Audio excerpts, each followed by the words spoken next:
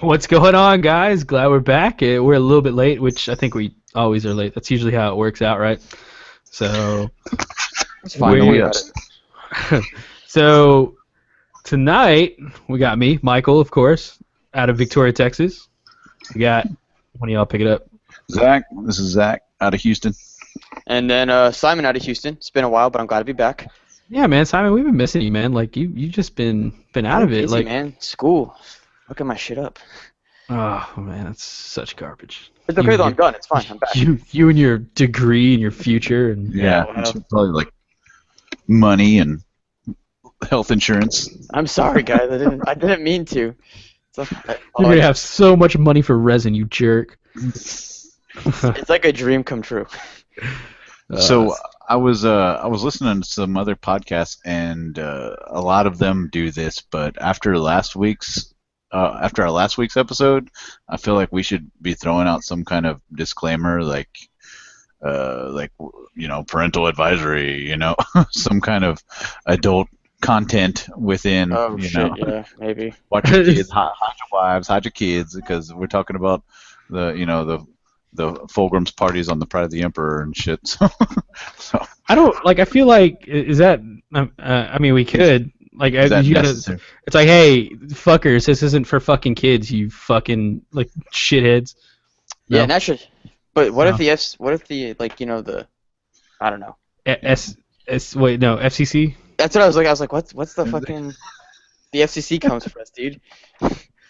Then they just shut us down. Then we have to put like a disclaimer at like the beginning of everything. I'm trying to get my degree, bro. I can't go through that controversy.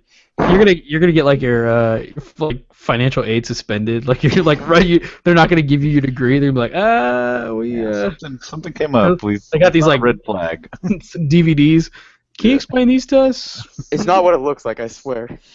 And it's us talking about like the goats, the two goats getting pulled up. The lubricator service store. I don't know those men. I don't.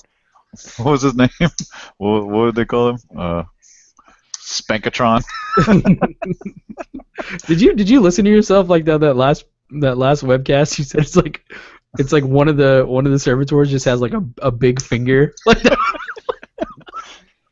Oh, okay. All right. I consumed a whole bottle of wine, and by the end it was like, I don't know, I was done. It was fantastic. It was great. Okay, so yeah. So disclaimer: if you've made it this far, just let you know this is an adult webcast. This is not for children. So please take them out of the room. Yeah, if you already heard us say fucking stuff, like, sorry about it. Fuck. No, man, no, for real though. Like kids need to be, they need to be aware that exists. Like they can't be shielded their whole life. Yeah, they need to know that heresy is a thing. It happened. Yeah, you can try and cover it up all you want, but they'll find out. And they want to hear about the heresy from you. You don't want them to learn about it from the internet. Yeah, sit them down. Sit them down. Take a day. Take them for a walk. Talk about heresy as a family.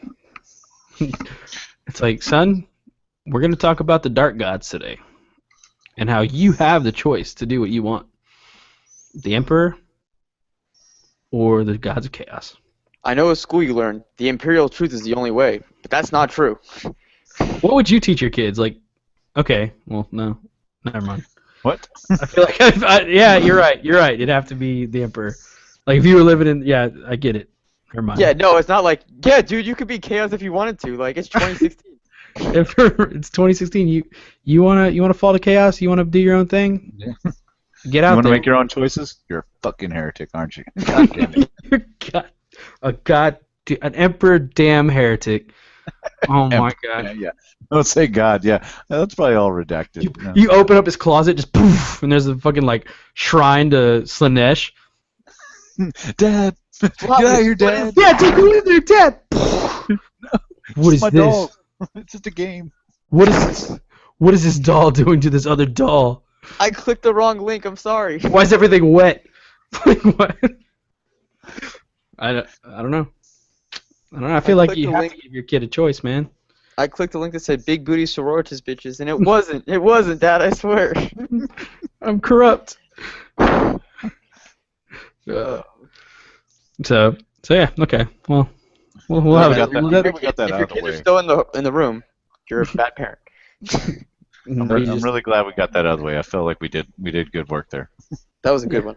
Yeah, I think so too. So Glad to be back.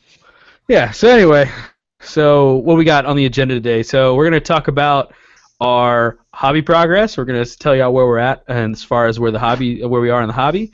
We're gonna talk about Warhammer Fest and some of the things that were released at Warhammer Fest. Yeah. And we're also gonna talk about some of the Warhammer Fest rumors that have been floating around. Yeah, I like that. That need to be addressed.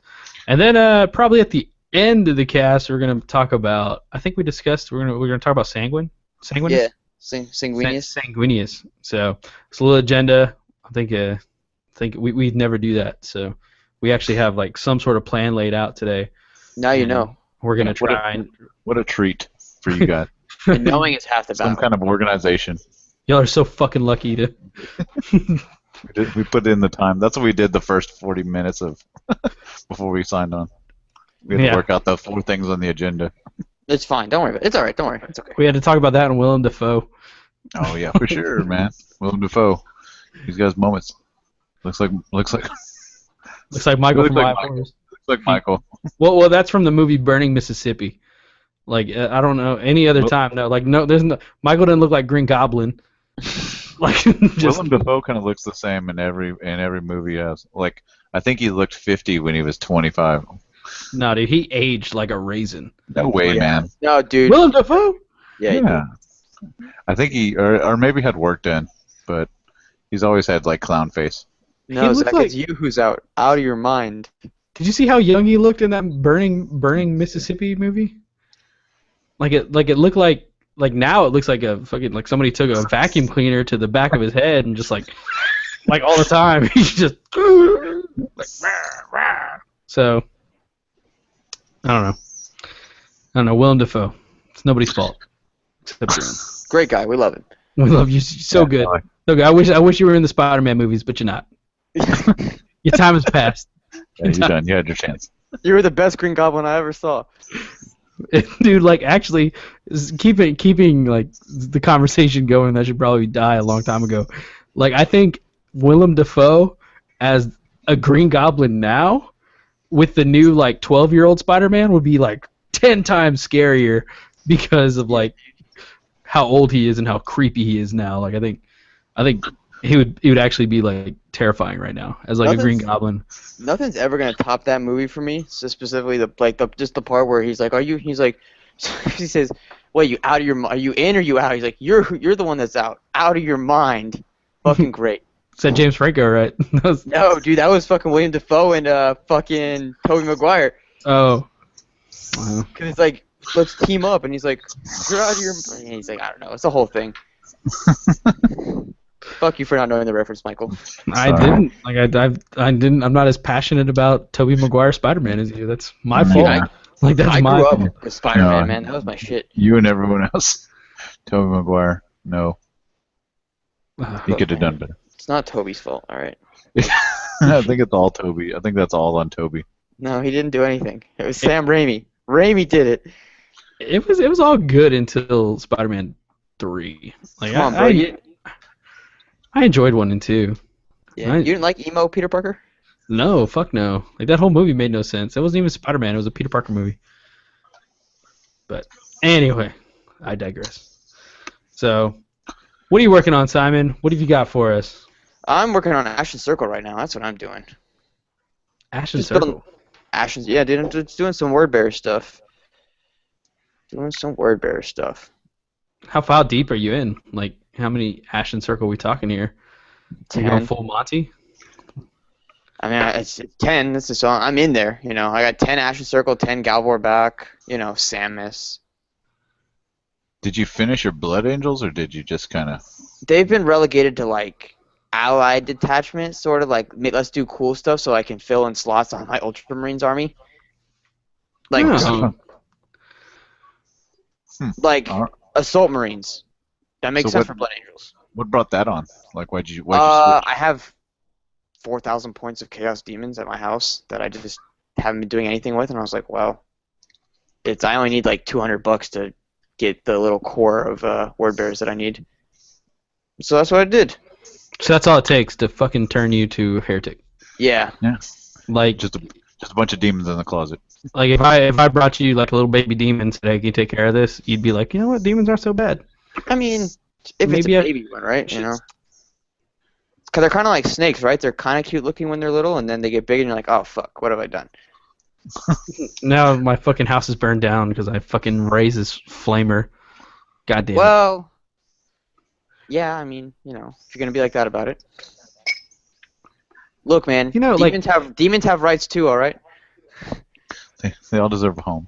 Yeah. I feel like if like in modern times, if you're gonna fall to chaos, like, I think Slanesh and Zinch are like the easiest to fall to. Like I feel like that would be like pretty fucking no brainers. Like honestly, like right now, if I think some like old man told me like, hey, I can give you mystical powers all the time. You just gotta start praying to this thing.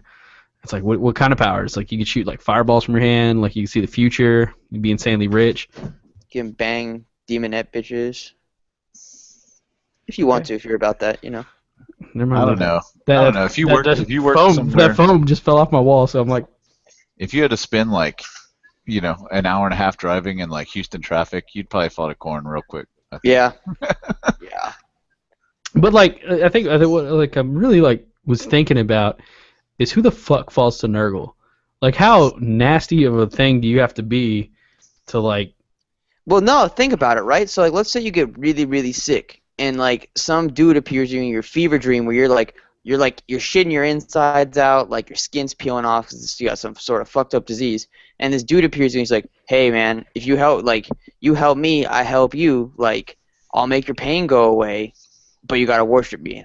I mean, I would probably do that. There have been definitely times like I've been like super hungover and vomiting everywhere, and like I just want to like die, or like when I'm really sick, I'm just like, yeah, dude, just make it go away. Get rid of it.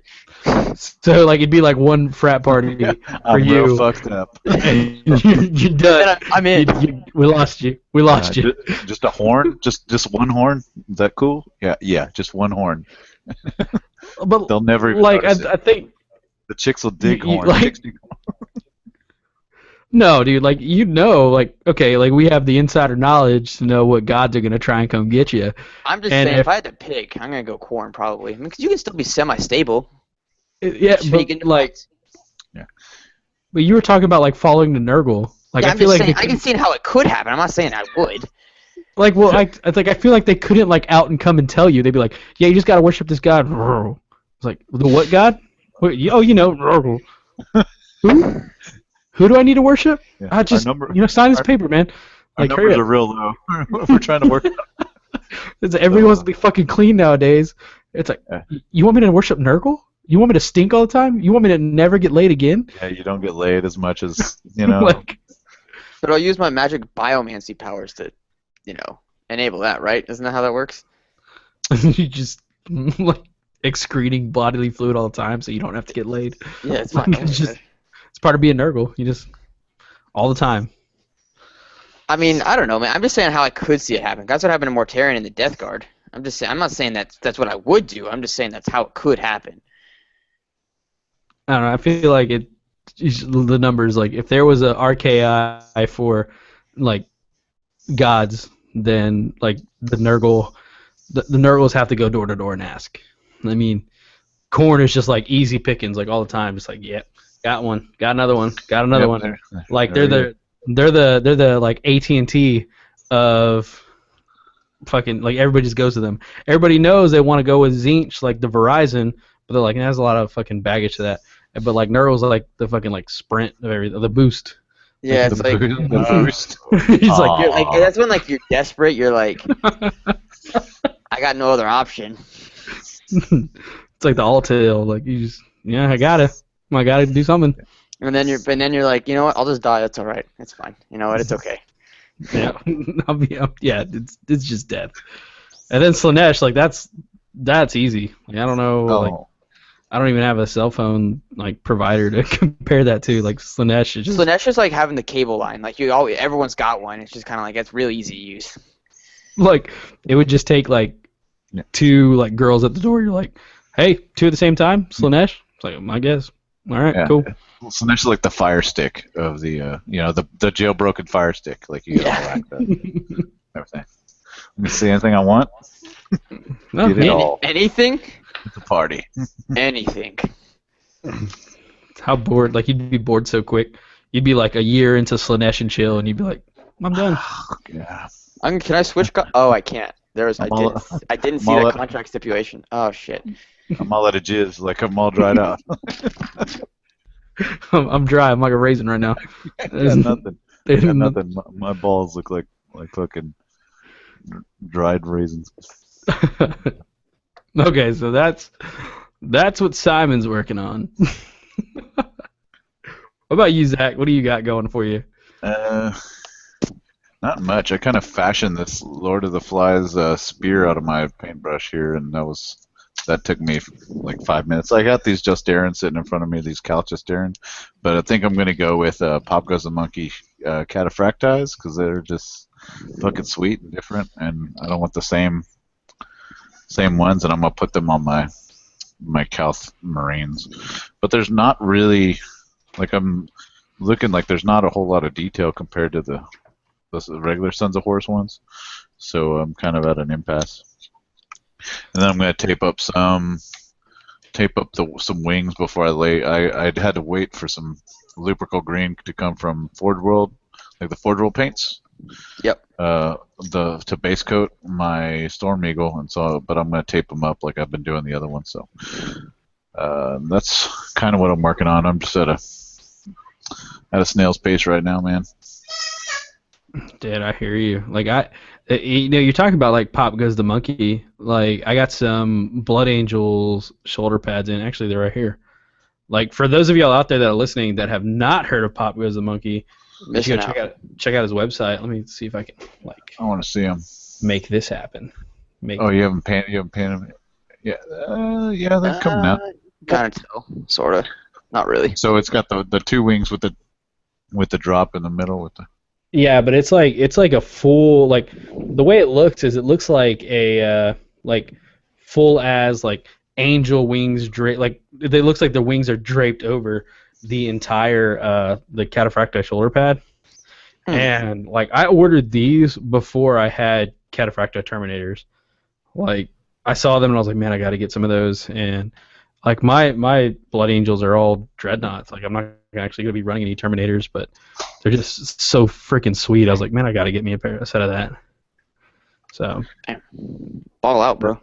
So you could drop a Dreadnought for some Terminators. Make it happen.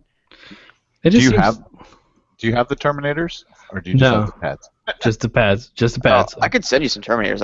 I've got some from the Cal set if you want them. Yeah, everybody's been saying like I do have like one Terminator. Like I picked up like a whole bunch of Blood Angel stuff, but I didn't realize that like is this the only one that comes with like the shoulder pads pre-molded on? Yeah, that's the character model one. So yeah, so that was the Terminator I had. I was gonna be like test it out, and I was like, oh fuck me then. Never mind. That's fine. I didn't want to do that anyways. It's alright. Yeah, and like what sucks is like he this one actually came from Josh. I think came from Bridges, and like I was like really excited because it's already got the like Blood Angel's head on the inside, like the Beach Boy hair and stuff like that, like the Blood Angel's hair, and so I was like, yeah, this will be perfect. Nope. So I ripped off the shoulder pads and like they're borderline like unusable now. So I don't think he'll ever be used now because he doesn't have full shoulder pads. So. Oh. Yeah, it sucks. So. You become terrain. He's gonna be the objective marker. Just some dead dude. So you're working on your Sons of Horus still, huh? What do you mean? Is it? Well, it's been 2 months. Should I already be like moving on to a new one? Well, it seems like everybody has. Like, it doesn't seem like everybody's like, and nobody's keeping their original. Like, everybody's like moved on to something else. Like, well, I can't just. I mean, like I said before, everything I have is like what I took to Adepticon. So if I ever wanted to play another game, y'all would know exactly what I'm gonna play. So that can't happen.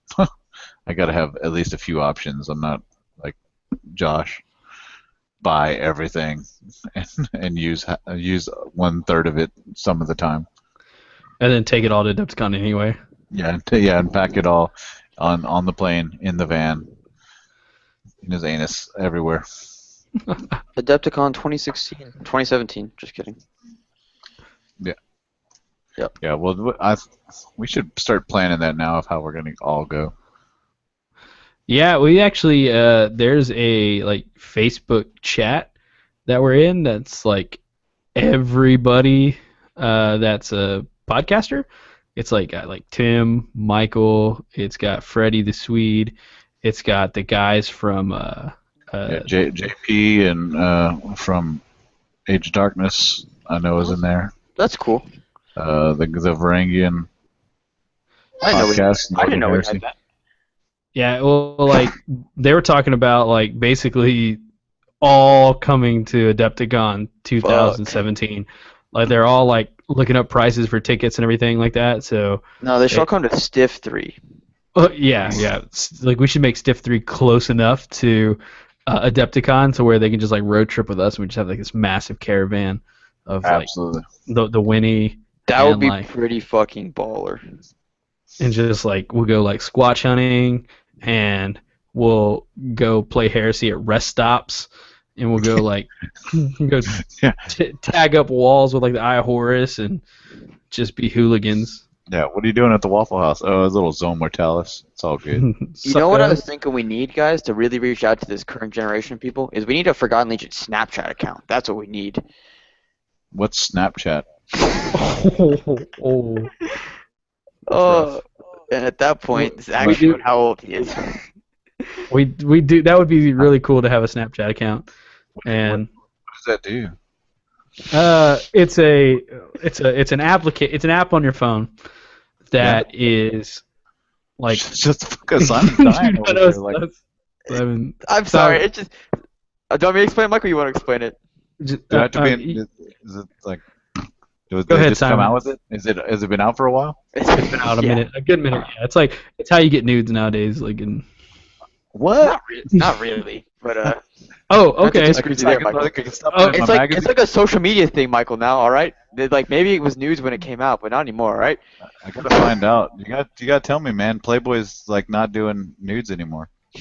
But it's like an app where like you just like take pictures and you can see them for like up to 10 seconds, and then like pictures or videos for up to 10 seconds, and then they get deleted, or like if like they get deleted, or if you put them on what's called your story, they'll stay there for up to 24 hours. So it's like kind of like blogging a little bit, but like through pictures almost. Like live, all live. Yeah, it's all like. Well, sort of. I mean, it's not live after you do it. Is it live? Like well, you have to constantly be watching it? No, like live whenever you like do it. Like you can like you see where people are and you see like what they're doing and. So let's say like we had a TFL Snapchat account, and like let's say I was in Spain, I went to see a Games Workshop, or like I found Heresy while I was in Spain. Could snap that while we were there, and then you could see like basically a sort of live stream of like Heresy throughout the day, that sort of thing. If I'm like your friend or something.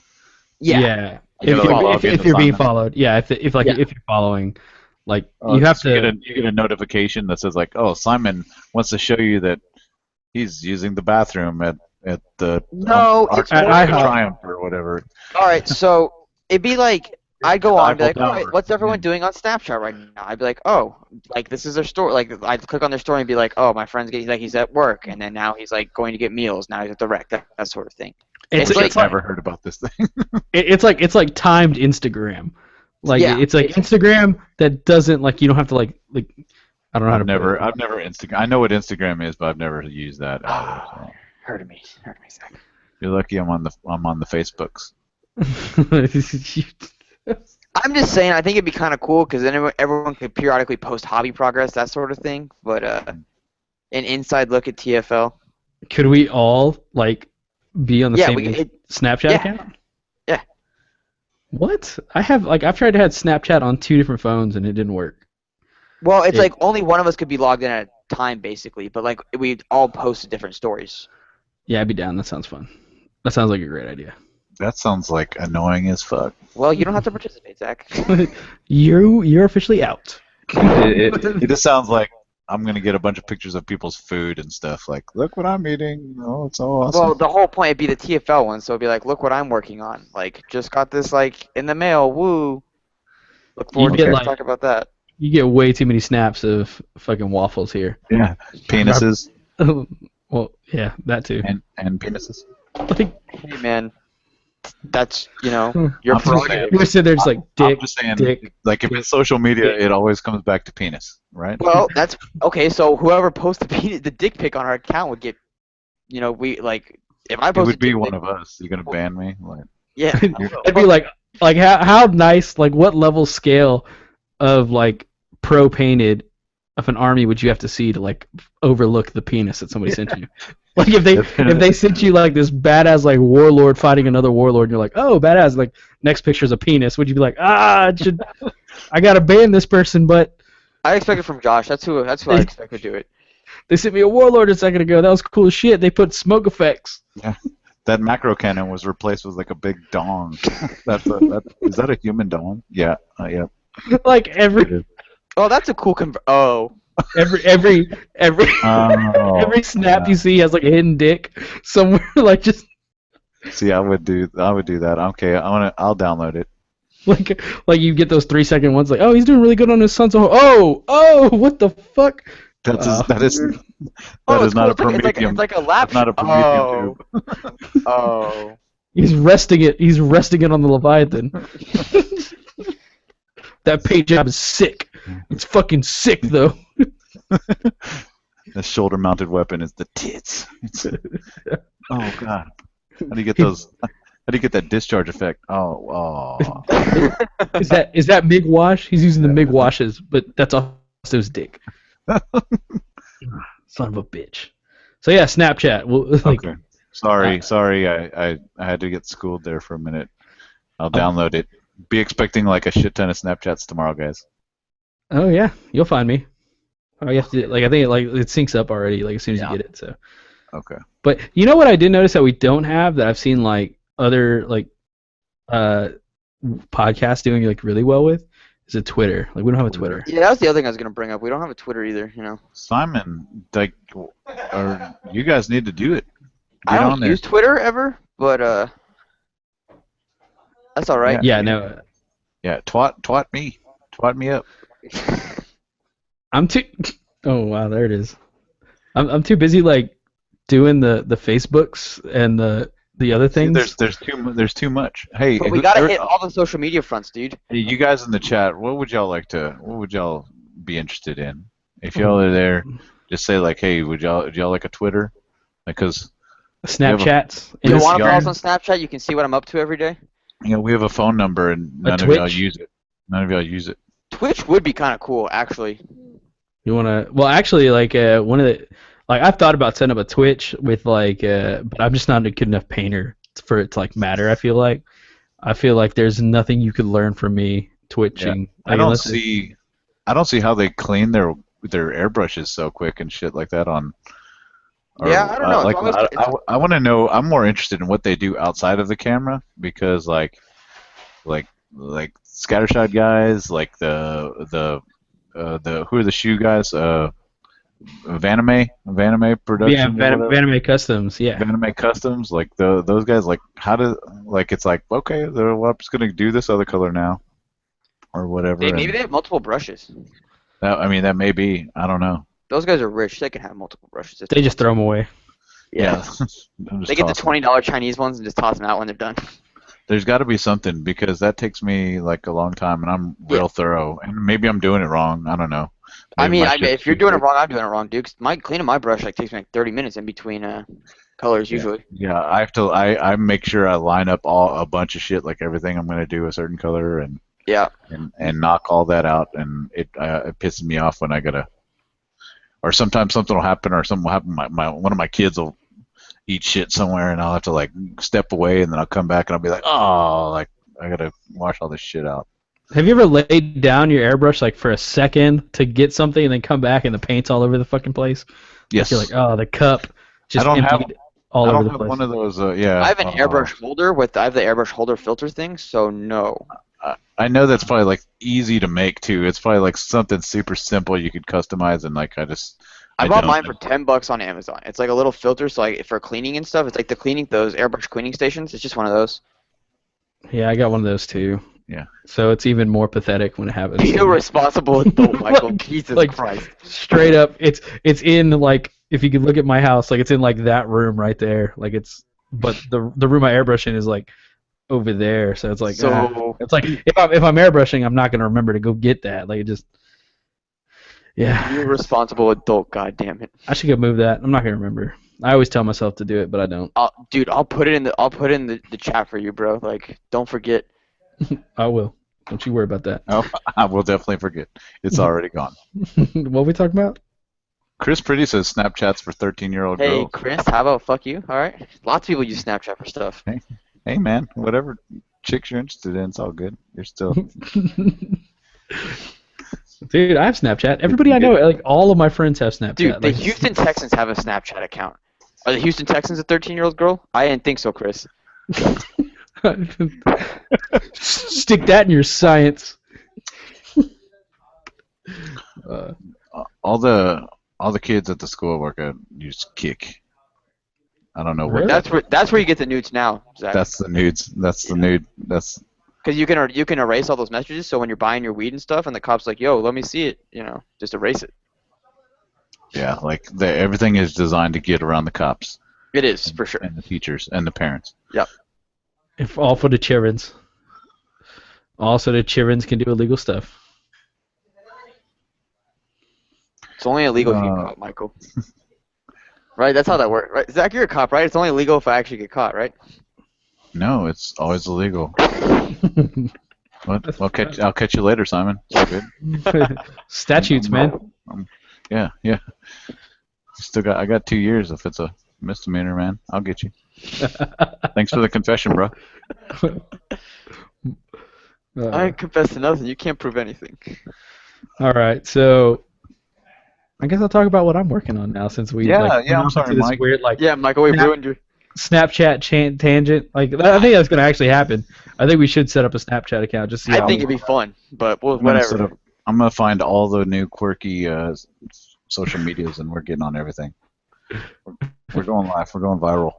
Easy Fish J just said, "Isn't this how you get on a register?" Yep. Yep. This is it. This is the one-way ticket. To register, what, sex offender? Yeah, I think so. I think that's what he means. Like, just on a list. Like, I'm pretty sure everybody, if you're in the chat, you're now on a list. Congratulations. That's what you get. Diplomatic immunity. Oh, no, I don't have it. It's our FBI. I didn't do nothing, I swear. You can check my laptop. You can, remote access it. I know you can do that. Okay, what are you working on, Michael? Why waste everybody's time? I know NSA can listen. Just don't make me bring it in. Just don't make me embarrass myself. I'm working on Blood Angels, man. Still working on Blood Angels Dreadnoughts. I put together this cool dude doing the shuffle. It's kind of got the Captain Morgan stance. Bro, you should have in that other hand. Have him ripping have him half like a traitor or something like that. Just holding it up in the air, just You need something in the hand, I think. One of them has to have something in the hand. Well, this is the hand he's got. That's. Yeah, so stick a Space Marine, a Space Marine torso with a head attached in there, this, I did with my Galvar Bach. Do that. No, what you should do is put a body and make some kind of effect where bullets are coming out the other side. It's just it's holding him and just blasting him with that assault cannon. No, okay, you get one of those you can get those bullet effects online. You stick that on the back and it's exploding. That's what you're saying, right, Zach? Something like that. Yeah. So or Michael's gonna do whatever he's gonna do. Yeah. What sucks is okay, so I went and I 3D modeled this bit that goes inside the hand, right? Okay, so that is the bit that goes. I can't see it. No, there it is. You're right. You're right. Hold on.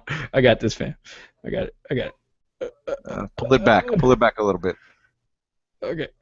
Okay. So anyway, that bit that goes inside the hand, I 3D modeled an assault cannon that can go in there. So I measured this, got my calipers out, measured everything to see what size I needed to make it, send it to Shapeways. Shapeways printed it up. I get it in tomorrow. So these like assault cannons actually go in there. But what sucks is, so now I'm gonna have like this dude just like with his hand open, just like fucking just with assault cannon in there, like that everybody can see. It'll look badass. But now you're talking about like way cooler shit that I should have done with it, like that just covered up the fucking assault cannon, like didn't have to go do all the 3D modeling and shit. I could just have some dude getting his ass blasted, like just getting run through with some bullets. That's 10 times cooler than going and modeling an assault cannon. You got like 6 other dreadnoughts to do shit with. Like we're just talking about one. No, like this is it. Like this is the like. That's the last one. You're done. Yeah, like I've already got one contemptor done, and I didn't have the assault cannons yet, so he's like fist closed, and then this dude like fuck me, I guess. Like shit. Now I gotta go model an additional contemptor to like be like like holding some dude in like both hands like this, and just just with the assault cannons inside of it. Like I guess I have to have one so people know where the assault cannons are, and so they can reference like what's going on to that guy. Oh my god, that is insanely brutal. Fucking savage, bro. Just like that's got to be the worst way to die. Like I could crush you, but this seems a lot better. Like if I just do this, I'm just gonna hold you in place and just unload this assault cannon inside of you until these rending bullets pierce your skin or pierce your armor. That sounds pretty cool. That's Blood Angels, bro. That's how Blood Angels work. That's edgy, bro. So yeah. So you know what? I will do that. That's gonna happen. You've made a good point, fellas. We've inspired you. Don't you have some guy that's already got like some gnarly beat up shoulder pads that you're not going to use ever again? Yeah, I got the Corax. Like I got the dead guy that's like this from the Corax model. Oh yeah. I have that guy, that would be dope, dude. So he's just gonna be like held and just like I'm gonna get those the armor cast effects. We're just like just unloading into his dead corpse because I don't know, that's his disgruntled employee. That would be dope. So yeah, so he's gonna carry a dead legionnaire with him everywhere, every battle. I like it. Who wouldn't? I would. So then I'll probably paint him up Word Bears or Alpha Legion because everybody plays them. So I'm always gonna like have a guy that's like. Should I make a hole inside of him so like you can still see bullets coming through? Yeah, I've done that. I mean, you could, yeah. Yeah. Okay. Or burrow one out like just at the exit wound, not at the entry wound. Okay, cool. So I'll make it like so where you can like see through him. Just blood everywhere. Blood and yeah, death. and you can see your little piece. Yeah. So, is that did you 3D print that? That looks great. Man. Gotta look inside the hole. Did you drill those barrels out? Wow, you went all out. So speaking of drilling barrels, do you guys drill the barrels on your guns? 'Cause that's one of those things I see online where it's like, drill your fucking barrels, bro. Like. Well, I'm that guy that like tells people to drill their barrels out. Oh, all right, fuck you. Yes, normally I do drill my barrels out. Like that is something that I always do. But I think karma has like built up enough like a big enough file against me that it made me lose my fucking pin vise. Like I had 2 pin vices, 2 separate sizes. Like one was like heavy bolter size, one was bolter size. Both gone. I have all the drill bits. I don't have the pin vise, and I think I just talked enough shit about like other people. Like I drill your barrels out, bro. Like that God punished me. That the Emperor punished me. That's what you get, bro. Yeah. So I don't know. See, I'm just lazy. Yeah. To be fair, I haven't had to drill my barrels up until, because I used forge roll bolt guns, and those are always pre-drilled up until, Calth. You dicks, you lazy plastic molders. Fucking assholes. What about you, Zach? You drill out your barrels? Yep, I got my pin vise right here. God damn it. Alright, so now I look like the asshole. Alright, fine, whatever. That's fine. That's okay. Some of them, most of them, I guess. I mean, some of them look alright. My Leviathan, his assault cannon titties aren't drilled out, and so I painted them with black tips until it happens, and it bothers me every time I see him. Like he's not done. Would you Like say I've got him decaled. I have him fucking like matte coated, varnished. Like everything's done with him except for those drilled out barrels. And like every time I look at him, I think to myself, I can't even post a What a picture. Wonderful World? Sam said, "Yeah, Simon, you lazy fuck, drill your barrels." Fuck you, Sam. That's real. That's from the heart. That's trying to make you better. Yeah. It's trying to make you a better person. He's giving you pearls here, man. Don't sell yourself short. You can drill those barrels. You're right. You're You're a right. lazy fuck. Sam, you really hurt my heart. That hurts coming from you. Hurts.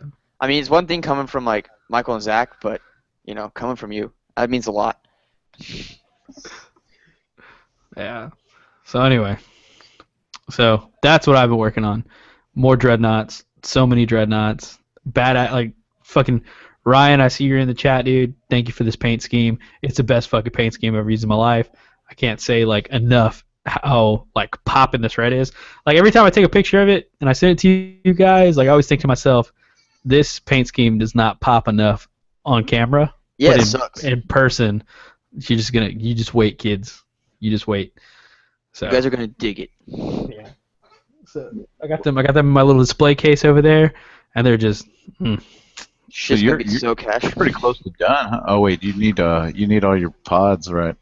Yeah, I'm just gonna finish my my dreadnoughts first. I have one contemptor left and a normal Legion dreadnought, and I have the Legion dreadnought right here, the actual Blood Angels dreadnought, but I can't use it. I just don't like the model, dude. So I think I'm actually gonna switch out that Legion dreadnought that's in there, and I'm gonna switch them both out with two of the Ironclads from Forge World, just because those models are like so much sicker than these gay little ones. I don't like the feathers up here on the, like where their heads are, like the little ear wings that they have. So yeah. So I'm probably gonna take a step backwards, but it's okay. I got plenty of time. Got like a whole year before I have to use them. Right on. Yeah. Well, Michael, if That's there's any pleased Blood with Angel me. stuff you need, I can help a brother out. And I need all the dreadnought drop pods, and then I gotta build up 2 more of these guys with assault cannons. Like, Oh shit! yeah, that's fun, right? Fuck.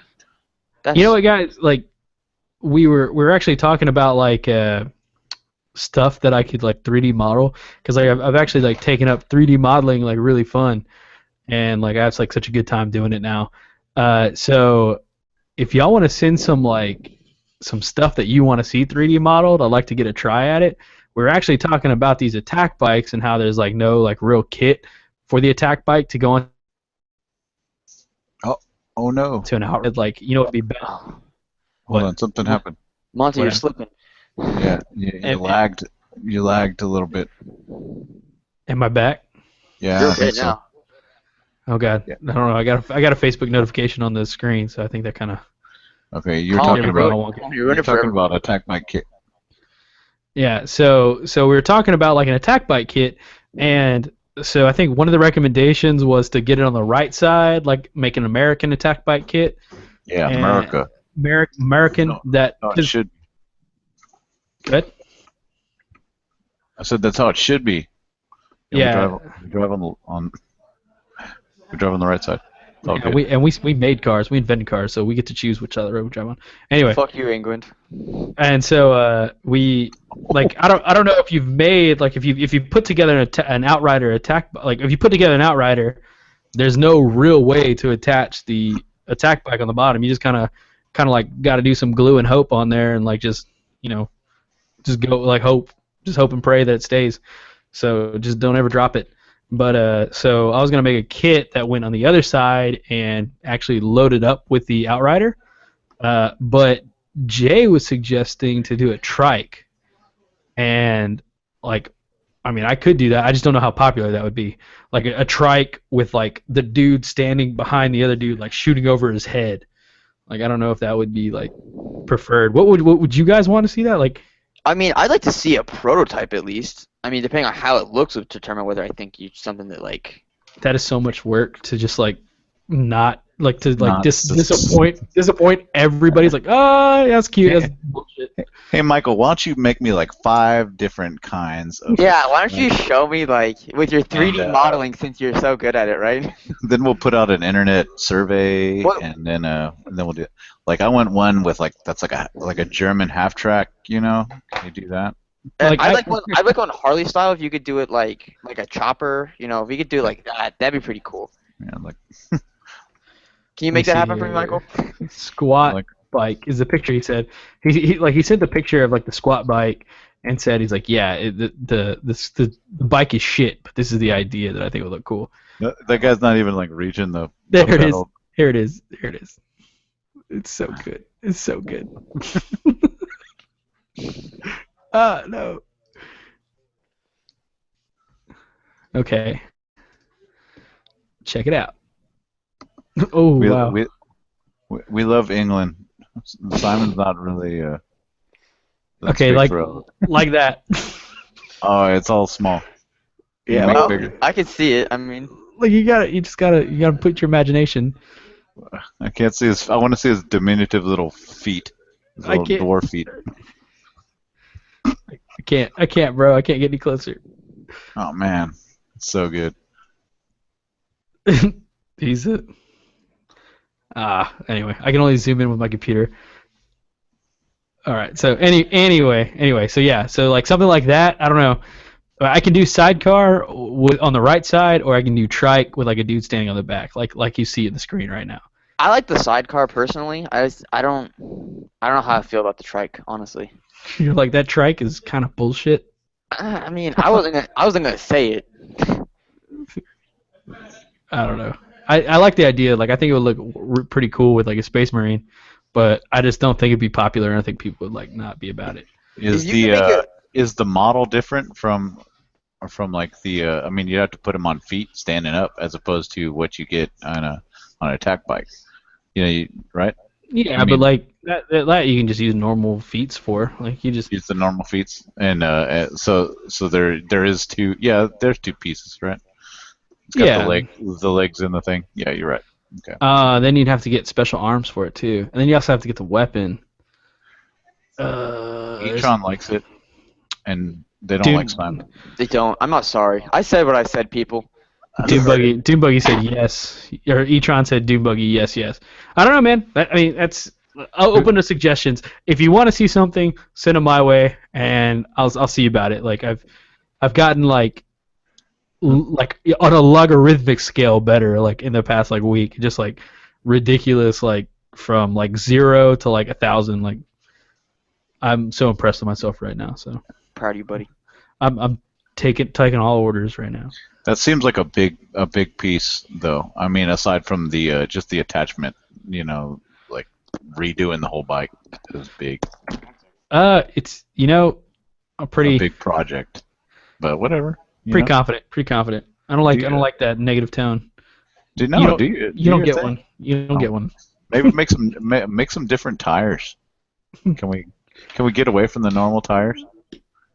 What's wrong with our tires? Nothing. My face But, when there's a you know, fire. Everyone has the same tires. Don't you Well, ever want like- to see some different tires? Like what kind is that? Like, do you want rims? Yeah, like some different kind of tread, maybe some Some spikes, Pirellis? some all-terrains, some super swampers. You know, Some I'll be mud right doggers? back. if you made a trike, I would make some bigger tires for the back, like big fatties. Yeah, that was the idea. I was Well, gonna. You didn't say that. You didn't say that. That trike has the same fucking tires. I'm just saying, if you're gonna do it balls out, right? All right, so I'm gonna put chains on the tires. Yeah. That's gonna take the whole project. Like I'm just gonna basically make a whole new Outrider. Yeah, snow chains, like right. Yeah, snow chains. tear to like razor wires. Spinners. Sam wants spinners. Done for Sam. Done. Oh well, fuck me, right? I had to sell it. Sam just said, "Oh, spinners. Yeah, okay, that's a done deal." Sam's got time in, son. That's that's $1 million idea right there, Sam. Glad you thought of it. Honestly, if you did see somebody come up that you were playing and they rolled up and whatever they had spinners, you'd be jelly, like straight up out For the sure. gate. Like you'd just be like, oh fuck me, like that dude, look at that, and like the light would be hitting the spinner, so like it'd be like just the whole game just fucking with you, just like damn it, that thing's still spinning. It'd be on the dead pile on the side of the table, just still spinning, just still fucking with you. Like fuck, that thing's dead and it's still fucking spinning. See, I asked you about. I mentioned like different fenders or whatever for the Outrider, and you were like, no, that's kind of a niche, you know. Like I don't think people would be into that. And now you're talking spinners. Well, like, because spinners could go on all bikes. Like, it wouldn't just be Outrider bikes. Well, I mean, if you're talking about conversion kits, then that is all bike. Like all 40K bikes, all 30K bikes, everything. The 40K bikes have fenders. 30K works in 40K also too. So. Yeah, but it's still a different kit though. Like I'd have to make a separate kit for 30. Okay, we're not going into this. Not into this. Anyway, so yes, I need some more support than just e-tron. I'm sorry, e-tron, but everybody out there, if you want to see a trike, let me know, and I'll try and get something faked up, mocked up. We lose Simon. Simon's gone. Yeah, he said he's gonna take a minute. He had to go think about spinners on his shit. I'm back. He's back. Had to move my car. Oh, back at the parents' house. Now you got rules to follow. You just it's a little rough. Not great. Okay, so I guess we should probably move on because we got a big probably deal with this Warhammer Fest stuff, right? Yeah. Man, I guess we're gonna hit it. We're gonna hit it hard. It's a big deal. You wanna start us off, Zach? What did we see at Warhammer Fest that people need to know about? Well, I mean, the first ones we didn't talk about anything, right? We haven't talked about anything of it, like no mastodons or anything like that. No. The mastodon was actually shown, and there were pictures of it with the price, so it's coming. It's for sure coming. That's huge. There were a bunch of things. Like I'm not going to cover it. I'm not going to be able to think of it off the top of my head. But yeah, fucking mastodon. That thing looks sick. Russ, we got to see a nice progress update on Russ. Oh yeah, absolutely. So right now, guys, if you haven't seen any of the stuff that's coming out of Warhammer Fest, like I think 90% of the coverage that we got was going to be from Battle Bunnies. Yep. So like right now, if you haven't seen the stuff that's coming out of Warhammer Fest, then go check out Battle Bunnies. It's battlebunnies.blogspot.com. It's where we're going to get like a lot of our information that's going to go into this. But just kind of like a heads up to you guys, letting you know where to find all the information that we're getting. Yeah, a ton of stuff got released. Yeah, I'm actually on Warhammer Fest right now. Battle Bunnies. Get my phone. Let's see what we got. Let's see what we got going on here. So, first off, I guess let's talk about the Mastodon, dude. Like, what? It's $495 for like American doll hairs. Yeah. $495 American doll hairs for probably a shoebox worth of resin. Like. Yeah, that thing looks solid. Like. That is like if you drop it on your foot, that's a trip to the hospital. You got a broken toe. Yeah. I gotta watch it. If it falls on my child, he's done. Like those old radios, like just like the best word I could use to describe the Mastodon is fucking sturdy. That thing looks sturdy. Like not only could you use it as the model itself, you could use it to like stop your trailer from rolling in the street. You could stop. You could like as like a chalk. You could use it to hold a door open. Like that thing's just so versatile. Yeah. Like stuff it like when you're working on your car, you kind of put it under the tire and. Yeah, you jack stand. Yeah. You use the jack stand. Like a chalk. It's sturdy. It's a very sturdy model. Who's breathing into the mic? What's going on there? Is that you, Simon? No, I'm not breathing the mic, bro. Come on. Were you just Darth Vadering us? You know, dude. So yeah, man, that model, if you haven't seen it yet, guys, go check it out. It's super, like, it's a solid looking model. They showed the interior of it. They have pictures of the outside. The price is $500. I mean, I don't see a lot of people going out and buying it straight off just because it's one of those, I don't know, like, Are y'all gonna get one? Will y'all end up buying one? Like, I don't see myself getting one. Not anytime soon. Yeah, I mean, I would love to have one, but yeah, like I don't see it getting a whole lot of play. I mean, You know it who was gets it, though? 700 points, right? Something like Like, that. Yeah, like it just doesn't seem as like I don't play an army that would make sense with it. Like I really don't see like I don't see the value in it just yet for any army that I play. Like I could see if you were playing World Eaters, like I think it's like a must buy for World And you Eaters. know who's getting it? WebDog's getting it day one as soon as it's available. Makes sense. Like absolutely, you need something to deliver your World Eaters reliably, and you don't want to use for whatever reason. Maybe the new flyer rules coming out, you don't want to use your Cestus, so or an Envilis or a Charybdis or any of the plenty of other options to get your World Eaters into combat faster. You just want something trudging along really slow. Boom, Mastodon is the Mastodon is the choice for you, my friend. From what I understand, I know Weber's saying he's putting Karn, 10 Red Butchers, Angron. He's gonna put in the whole thing. It's basically gonna be a wagon full of World Eaters ready to come up and stomp your shit. It's honestly like what I imagine the Cadillac Escalade would be like for the 31st millennia. Yeah, I can see that. Like it's or like a party bus. Like for sure. Like, there's just yeah, like one of those big party Hummers, like the Hummer. That's the stretch Hummer. Dude, for real. Like there's what sucks about it is like there's no like I know no matter how many times I play against it, because how many Marines does it hold? Is it 40? 40. Like I could never wrap my head around like if it was ever full and somebody drove it into my deployment zone and unloaded 40 Marines right there, that would never like get that out of my head. Like that would be such a mind fuck just like seeing that happen in front of me. Just 40 Marines just boop boop boop boop boop, like 4 squads and then all Fury. I guess they couldn't Fury because they'd be coming out, they'd be moving, but like just it would be insane. Like I just couldn't like if that ever happened, I don't think I'd play again. You're just like it scars you, you know. And you know somebody's gonna come up and say that it's Land Raider sized and like Thunderhawk transport in, and then like you're gonna play like a 5,000 point game, and somebody's gonna Thunderhawk transport one, drop it on you, and then then it's over. Not only that, then they have 30 Marines jumping out of the Thunderhawk too. Yeah, so you got 70 Marines on you, and if you're playing some army that sat in its deployment zone turn 2, you deserve to have a Mastodon roll up in you. Do you though? Does anyone really deserve that, Michael? I don't know. It's like I'm trying to think about how I would see it played, like meta wise, what I should expect to see if I see a Mastodon roll up on the table, and ideally, I think the only thing I see is because it's a super heavy, so it's like 40 count, but the number of squads doesn't matter. Like you can still have unlimited squads, so I see it running multiple like tactical support squads, and just like. Just like boop, just dropping boop, them off here. Here's boop, some over like here. yeah, just sprinkling out tactical support squads, and then just like, it pre-came so much that like when it gets to you, it's just like, and like has nothing. I got nothing. It's got nothing. Back and pick up now it makes the turn back and picks up everybody.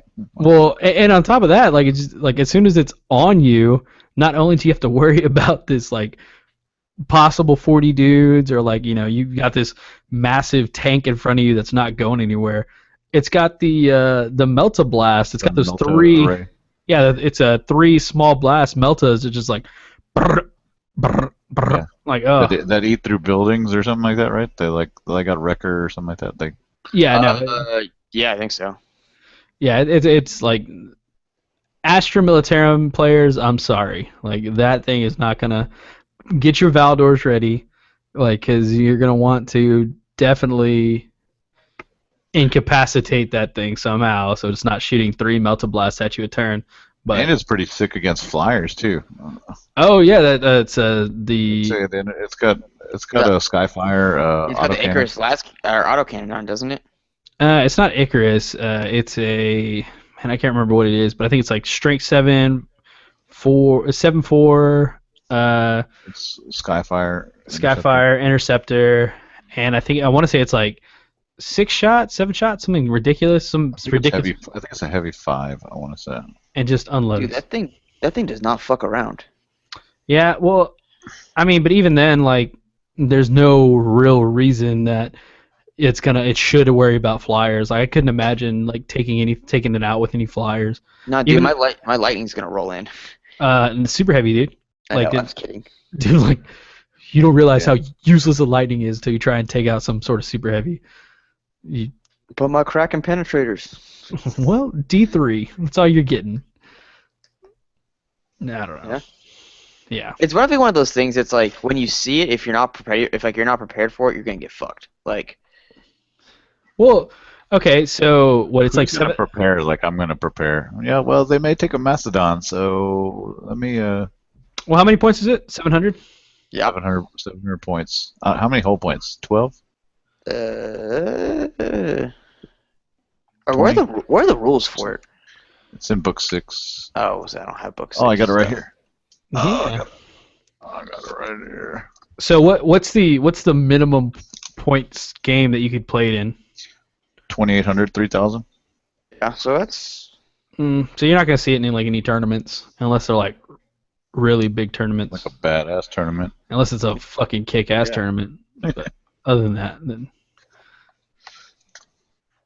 So. Still, I mean, but like, I guess, but then I suppose if you know your friends got it, kind of one of those things. Like, it's a little different, I suppose. So if you're playing like a 3,000 point tournament and somebody rolls up on one of these, it's not gonna be the biggest thing I worry about. Yeah. I'm gonna be worried about Reavers and like Warhounds and like other tough baddies like Thunderhawks flying around or something, But the Mastodon, I don't know, man. It's pretty fucking sick. Yeah. So I've been out of the loop for a little bit. So the Death of the Skies is a for real thing, right? That's 30K now.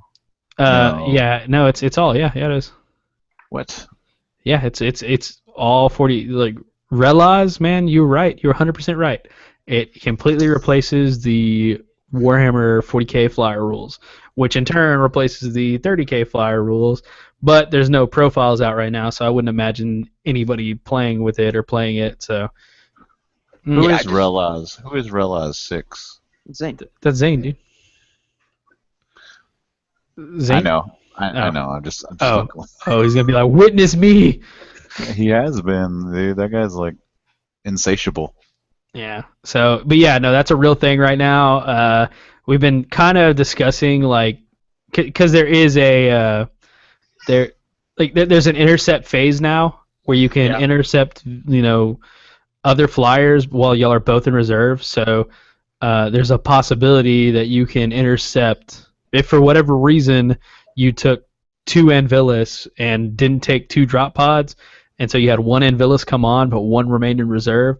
There's a possibility that Anvilus can get intercepted and shot out of the sky before it ever comes in. Yeah, I don't know how I feel about that. Yeah, Charybdis is the same way. Any flyers.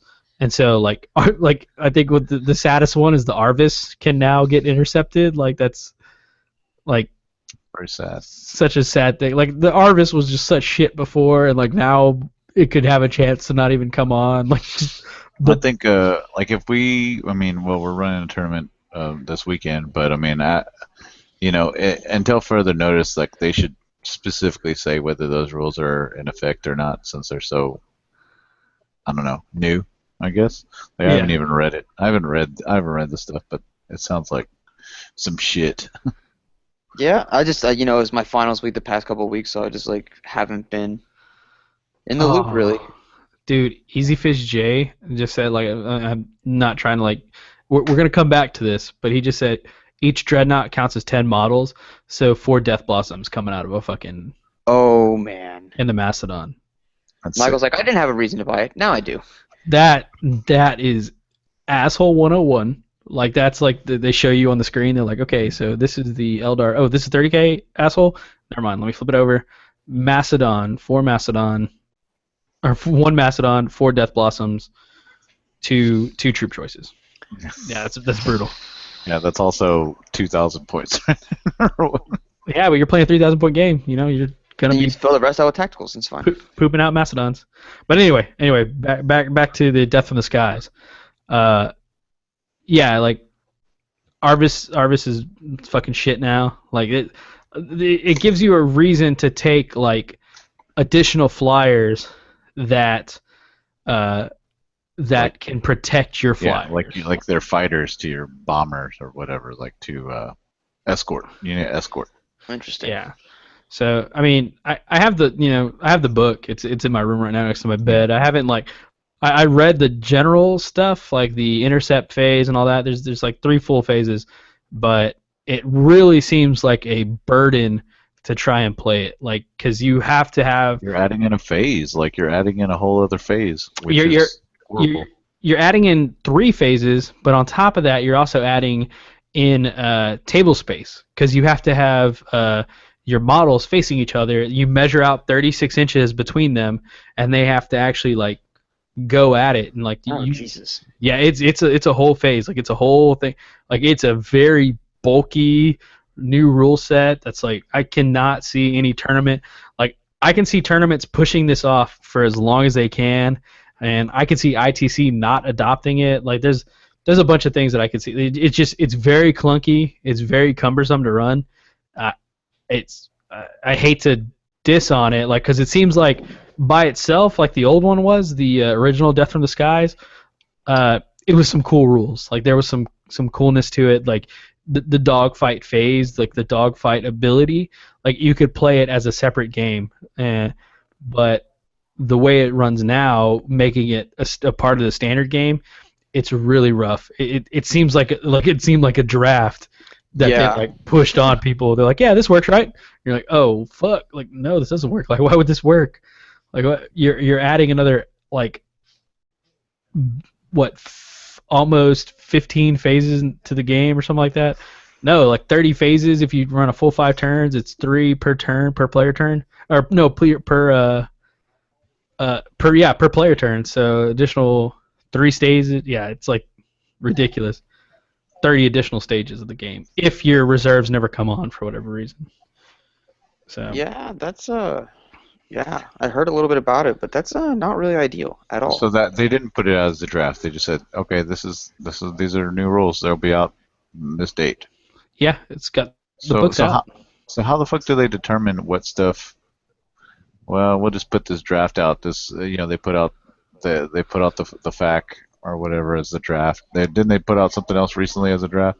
Too? Well, the FAQ, the FAQs. But I can see it. Well, with those rumors of 8th coming around, right? Like they find out what works and doesn't work, and then they just fold what did work into 8th, right? Like that's classic GW. Yeah, but honestly, the FAQ draft is probably like one of the like you can tell there's definitely a new like CEO in the position, because before it was, hey, here's an FAQ, didn't tell anybody, it just drops, and you just gotta like somebody would announce like, holy fuck, I was on this downloads page and I noticed FAQs up, and then it just kind of like spreads like wildfire. But this time they brought back their Facebook, they brought back social media, and they asked everybody like, what FAQs do you want, and then they submitted a draft of like the most wanted FAQs, which is like a really if you were to take like that's probably the nicest thing that they could have done, is like given us a voice at all. Yeah. And the fact that they didn't say these are now the rules, this is the new FAQ, and they dropped it as a draft really says that they're going for more of a look, we don't understand like what we've created, can you help us fix it kind of thing. Yeah. So like the draft thing was like a really big deal, but I think before they like even thought about the draft and releasing the draft or FAQ and asking people and asking like all these questions, I think Death from the Skies was like way in the works. It was already on its way like a long time ago, and so there was like no real way to like pump the brakes. It's like it was already at the printers, guys. Like we already got we picked the art, we hired the artist, we got to pay them. Like I'm sorry, we got to release it. So. Yeah, that's kind of what I'm thinking right now. Yeah. But I that's what I'm saying. Like, I feel like if 8th is a thing and it does come out, I think we'll see it kind of get what works get rolled into there. Kind of, I feel like they'll take some feedback from what's been working and what's not working, maybe, if we're lucky. For sure. I mean, but honestly, what's cool about it is, I mean, every event that we've been in kind of seems that like. They're not gonna play something that's not fun. Like I know for us, like right now, if Stiff 3 was in August. At this point, we Yeah, we would not. We wouldn't be using the new flyer rules. I mean, that's just it. Like your event organizers are going to keep everything fun for you guys. Yeah. So like straight up, I don't see. I mean, we have an event this Saturday. We have Alamo GT this Saturday. I mean, the rules for flyers came out 2 weeks ago, right? Yeah. Yeah, 2 weeks ago, and it like you could have like, it's probably the most like non-thing. Like we didn't even consider using these rules. I don't even think the event organizers even like looked at them yet. It's like no, it's like it's too soon to even like figure out how this is gonna work. Like David's right in the chat. He's saying that the Forge World hasn't updated the flyers with the new stats, like even designated some as fighters or whatever. No. So they, I mean, it's just we're not even capable of doing it. Right. Yeah. No. For us, definitely not. But like even like 40K events like haven't been updated.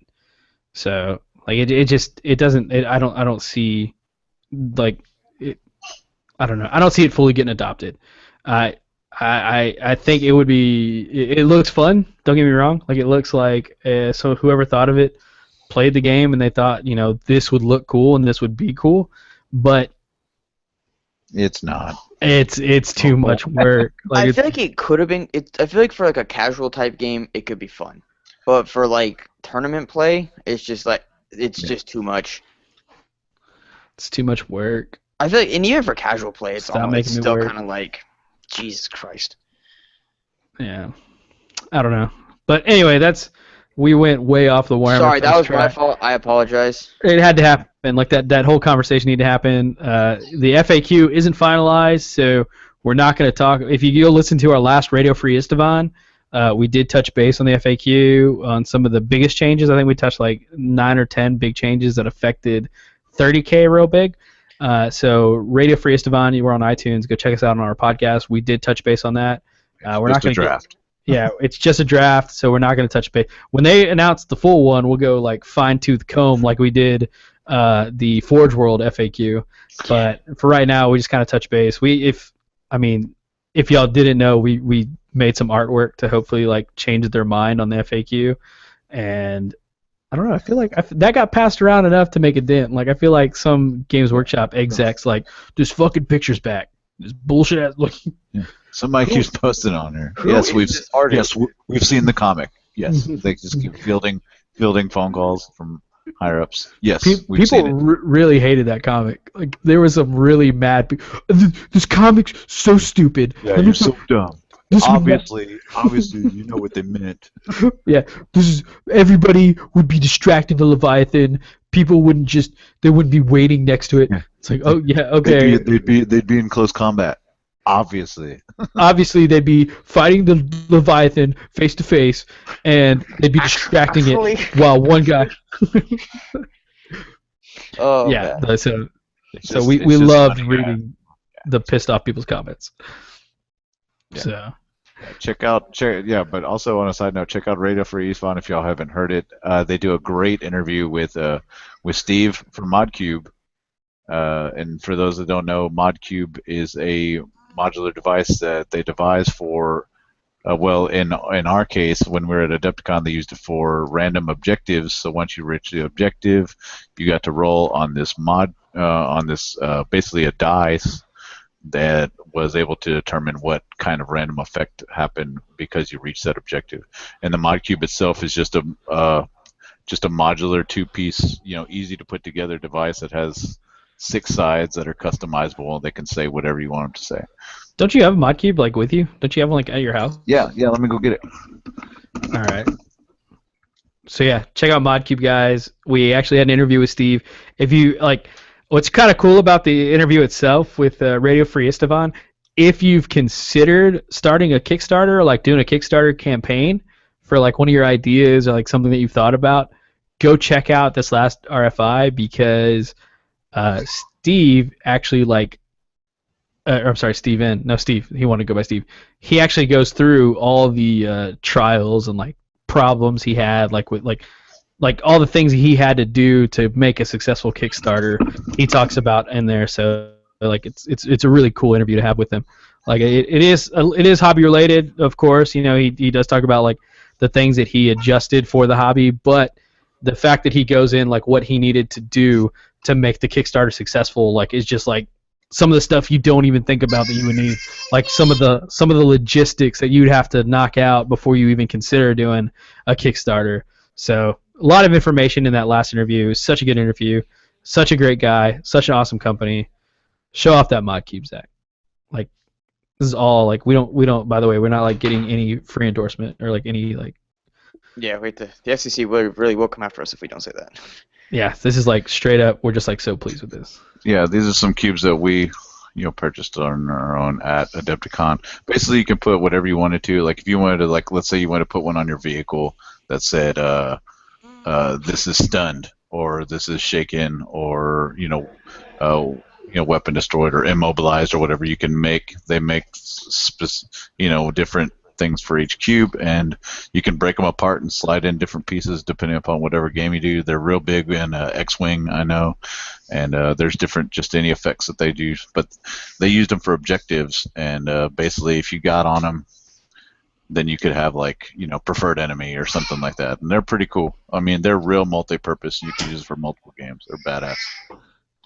So yeah, that's ModCube. Totally cool. Yeah. Good shit. So let's go back to Warhammer Fest. Let's swing it back around. Get back to talking about some Warhammer Fest. We also saw the Stormbird. Man, that was That's another one of those things. Like it looks cool. I don't know if I'll ever buy one. I feel like I'd have to. I'd have to buy a Stormbird for my Raven Guard. Let me see here for you guys watching. Like I'm pretty sure that anybody who's watching, like if they're on here, that they would have seen it themselves. Probably seen it by now, but if you haven't, yeah, I'll throw it up on the screen. Like Stormbird, probably they actually sold the. Did y'all see that they actually sold it there? They sold 3. They had 3 in the making, and I guess they ran out of resin, putting it all into these 3 Stormbirds or something.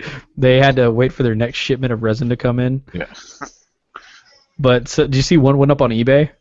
Did it really? God. Yeah. Yeah. Straight up one. The shameless man. That's depressing. That's fantastic, dude. Like that's capitalism. Like yeah, so. Yeah. I'm gonna take this money and buy 2 more Stormbirds. Yeah, true. So this is one of the tables they had at Warhammer Fest. All these are from Battle Bunnies, guys. So badass. There it is. There is that big girl. Man, such a good looking model. God, that is huge. Honestly, though, like if they would have had a Storm, like I took Stormbird money to Adepticon, planning on buying a Stormbird if it was there, and so I was a little bit disappointed. Like I know they sold 3 at the Warhammer Fest, but they could have had 6 sold. So what did what's the price of that? Did they say the price of Stormbird? I know it was going for like I want to say $2,200 on eBay. That was like double the price. I thought it was like I thought it was slightly less than Warlord cost. So like I want to say like 1,100 maybe possibly. Dude, I thought it was 700. I thought it was 700, but I'm not sure. Look at it. You see a little Arvis right there in the background? Yeah. I didn't notice that before. So you took over $1,100 to Adepticon? Yeah, I took a lot of money to Adepticon.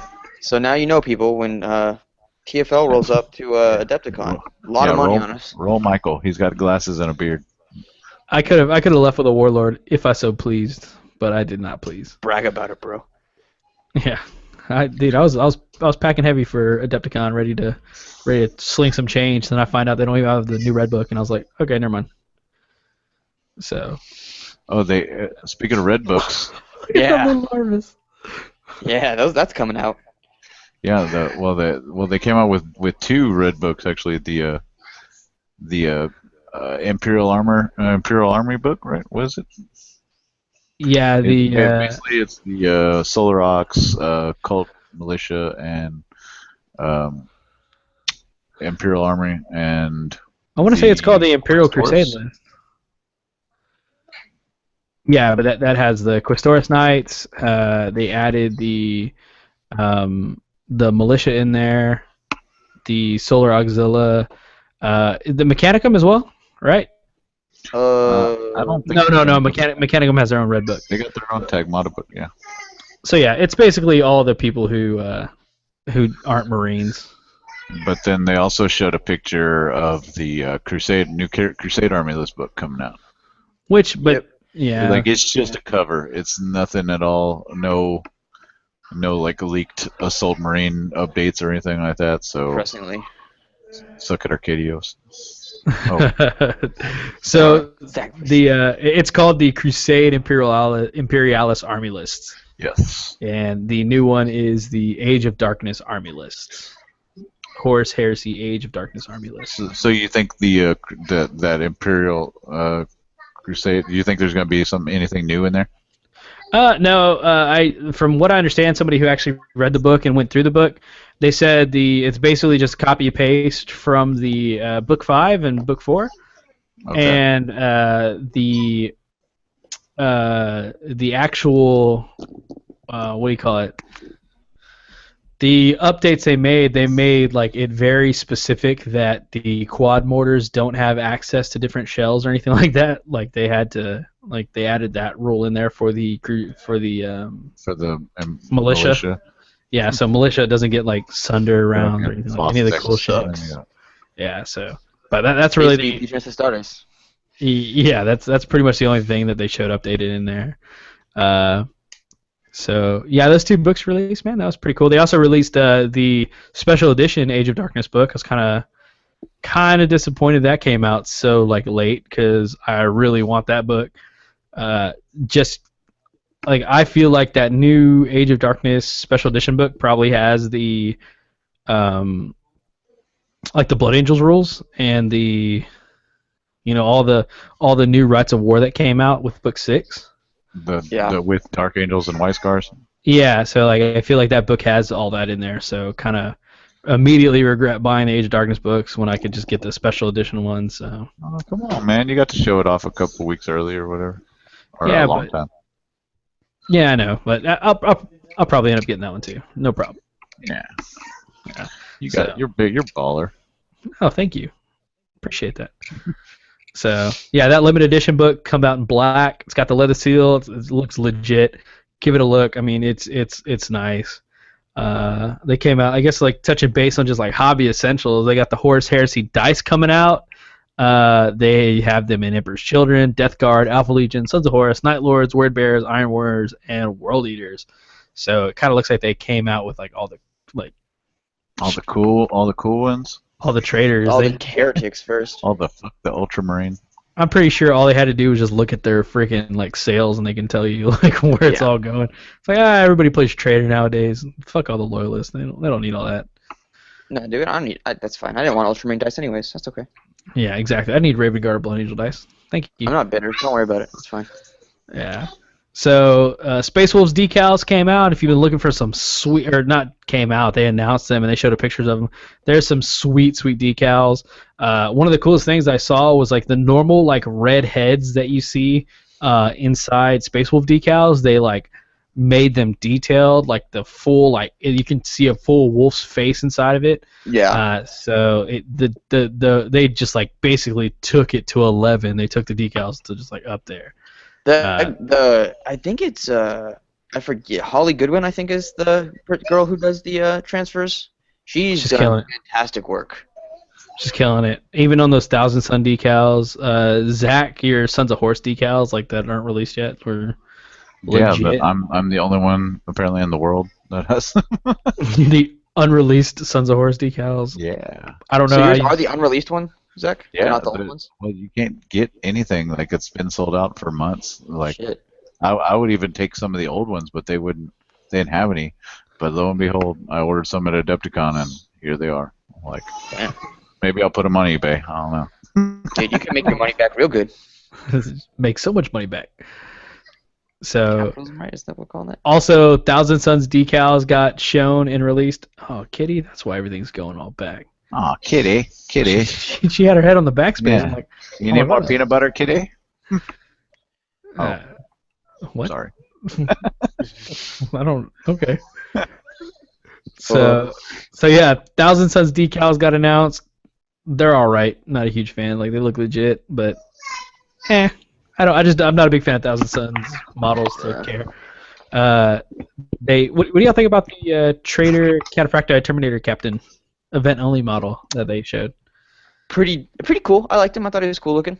I don't know if I would use him in my army, but he looks cool. I could see him with some sweet like Pop Goes the Monkey shoulder pads, like some Iron Warrior shoulder pads. Yeah. Oh, I just feel like he wouldn't fit my Ultramarines. I don't think he'd fit my Word Bearers or Blood Angels. I just don't. Any of the 3 armies that I have, I just don't think he fits. They call him Trader. They say Trader Cataphracti Terminator Captain. Oh, really? Yeah, so like I feel like they understand that he's like an Iron Warrior, or he is a Sons of Horus, or Is he bald? Is he bald? He's yeah, bald. he's bald. He'd be Alpha Legion. That's Trader all the way. Are there any bald loyalists, Primarchs? Vulcan.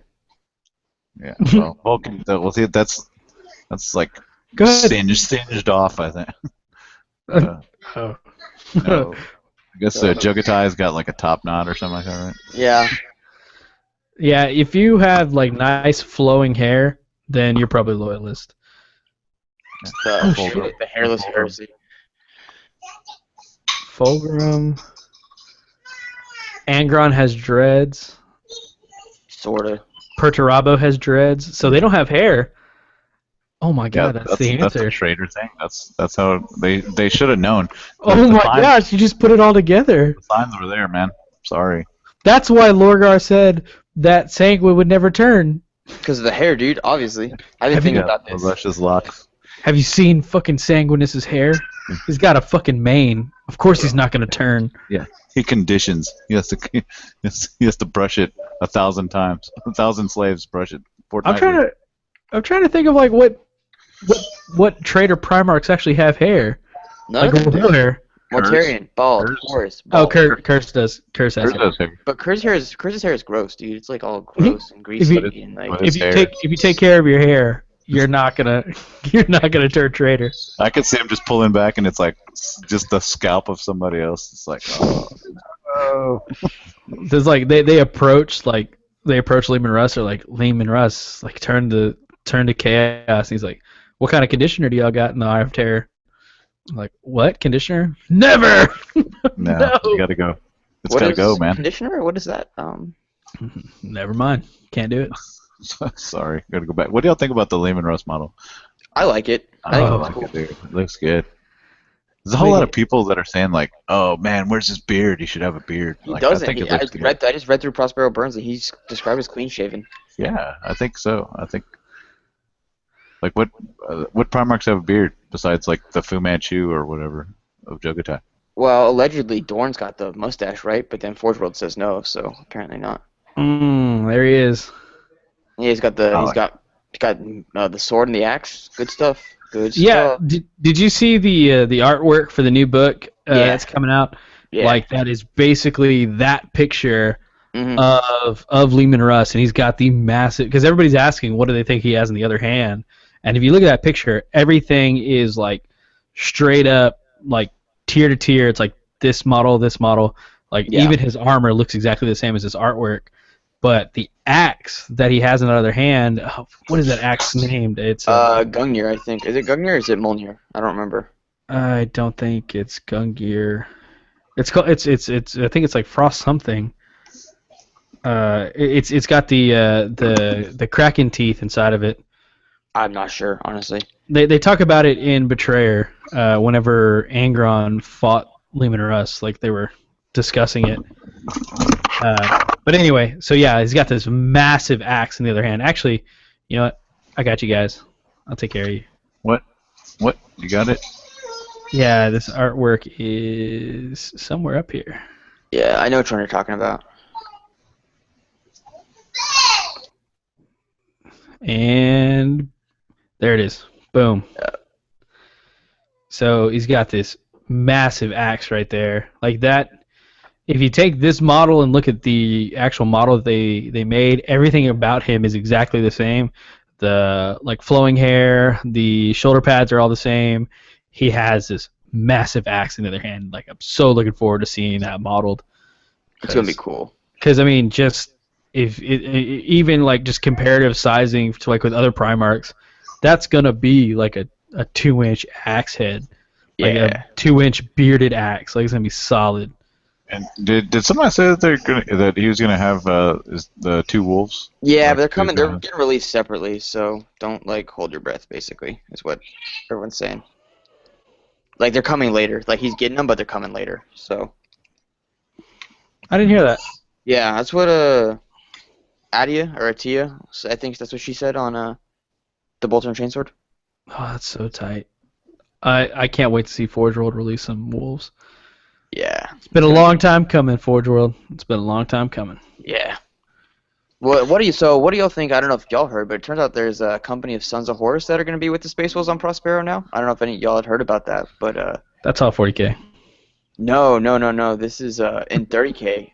At Prospero, Horus sends a company of Sons of Horus with the Space Wolves to Prospero now. Alan Blythe said that there's going to be a company of Sons of Horus at Prospero, along with the Legio Mortis. They're changing up canon then. Yeah, so Prospero Burns is the burning of Prospero is no longer going to be just Space Wolves. It's going to be apparently Sons of Horus too. But why? He didn't say why. He said it'd be explained in the book. So the Battle of Prospero is going to just have like Sons of Horus in it now. Like, it's just Sons of Horus and the Legio Mortis. I don't know how I feel about that. Well, there was Titan Legion. Like, was it always Legio Mortis that was on Prospero? I don't think there was no Titan Legion mentioned in Prospero Burns or 1,000 Suns. I have to read them. Just the only Titan that's there is the one that Clovis takes over, but that was it. That seems like they'd run with a Legion. Doesn't seem like they'd be like some lone Titan just doing his thing. Well, it's one that they like it died or something, and it just was kind of like hanging out, and then he like psychically possesses it. He just hopped in the driver's seat and was like, no, literally that's what happens. It's all click, click, click, click, click, click. And then he fucks up, and the flesh change takes over and explodes and kills everybody. Good times. Spoiler alert. Just kidding. Spoiler: Prospero Burns surprise. So yeah, Lehman Russ. Apparently, Sons of Horus are going to be on Prospero. They actually showed a chart that showed where we were in the timeline to show how much time we have left, and we're like 10 years from the end of the timeline, which would be the Siege of Terra, right? Yeah. So like comparatively from where we started now, I think we have 40K or 30K has picked up more traction. So we've still got a lot of things that we need to hit, but for the amount of time they've taken, it's been 10 years to get to where we're at right now, and we're only halfway through the heresy. So there's like another 10-year track that we still got to go through before we even like touch base with the Siege of Terra. So. Interestingly, though, with Black Library apparently is in the final stretch for the Siege of Terra, so we should expect to see that sort of soon, like in the next 2 or 3 years. So, like, expect to see Dorn in at least like 8 years. He'll get released. Don't worry about that. Yeah, hold your breath, guys. It's coming. He's getting his own book at least, though. It's coming. There's that. Just save your pennies because he's on his way. About 7-8 more years, he'll be out. Maybe by that time he'll be in plastic. I like how Rust doesn't even have rules yet, and yeah. And there's like there's no Alpharius. No, we don't need Alpharius. There's barely any Alpha Legion players out there, right? Like nobody plays Alpha Legion. Like they're like, look, we know what you want, guys. We get it. Here's Lehman Russ. Like all the Imperial players are like, what the fuck, man? What the fuck? You know what? It's pretty genius, really. Like that's as a marketing scheme, like, oh yeah, I'm gonna get Lehman. I'm gonna buy all my shit, and then they're gonna make some rules that's gonna make them completely obsolete. Well, you know why Dorn and Alpharius even got rules at all, right? It was just a courtesy thing. Like Forge World, like they were like, yeah, they're not gonna get their models anytime soon because they don't do anything really that important. It's more just like they're just like, here's a rule so you have your Primarchs. Like Tony Cottrell said that a couple times. Like when people complain about it. So like we gave you rules because we realized that tournaments are going to be real shitty because there are not going to be enough loyalist Primarchs to make it fun. Pretty much. Here's your fucking Primarchs, you kids.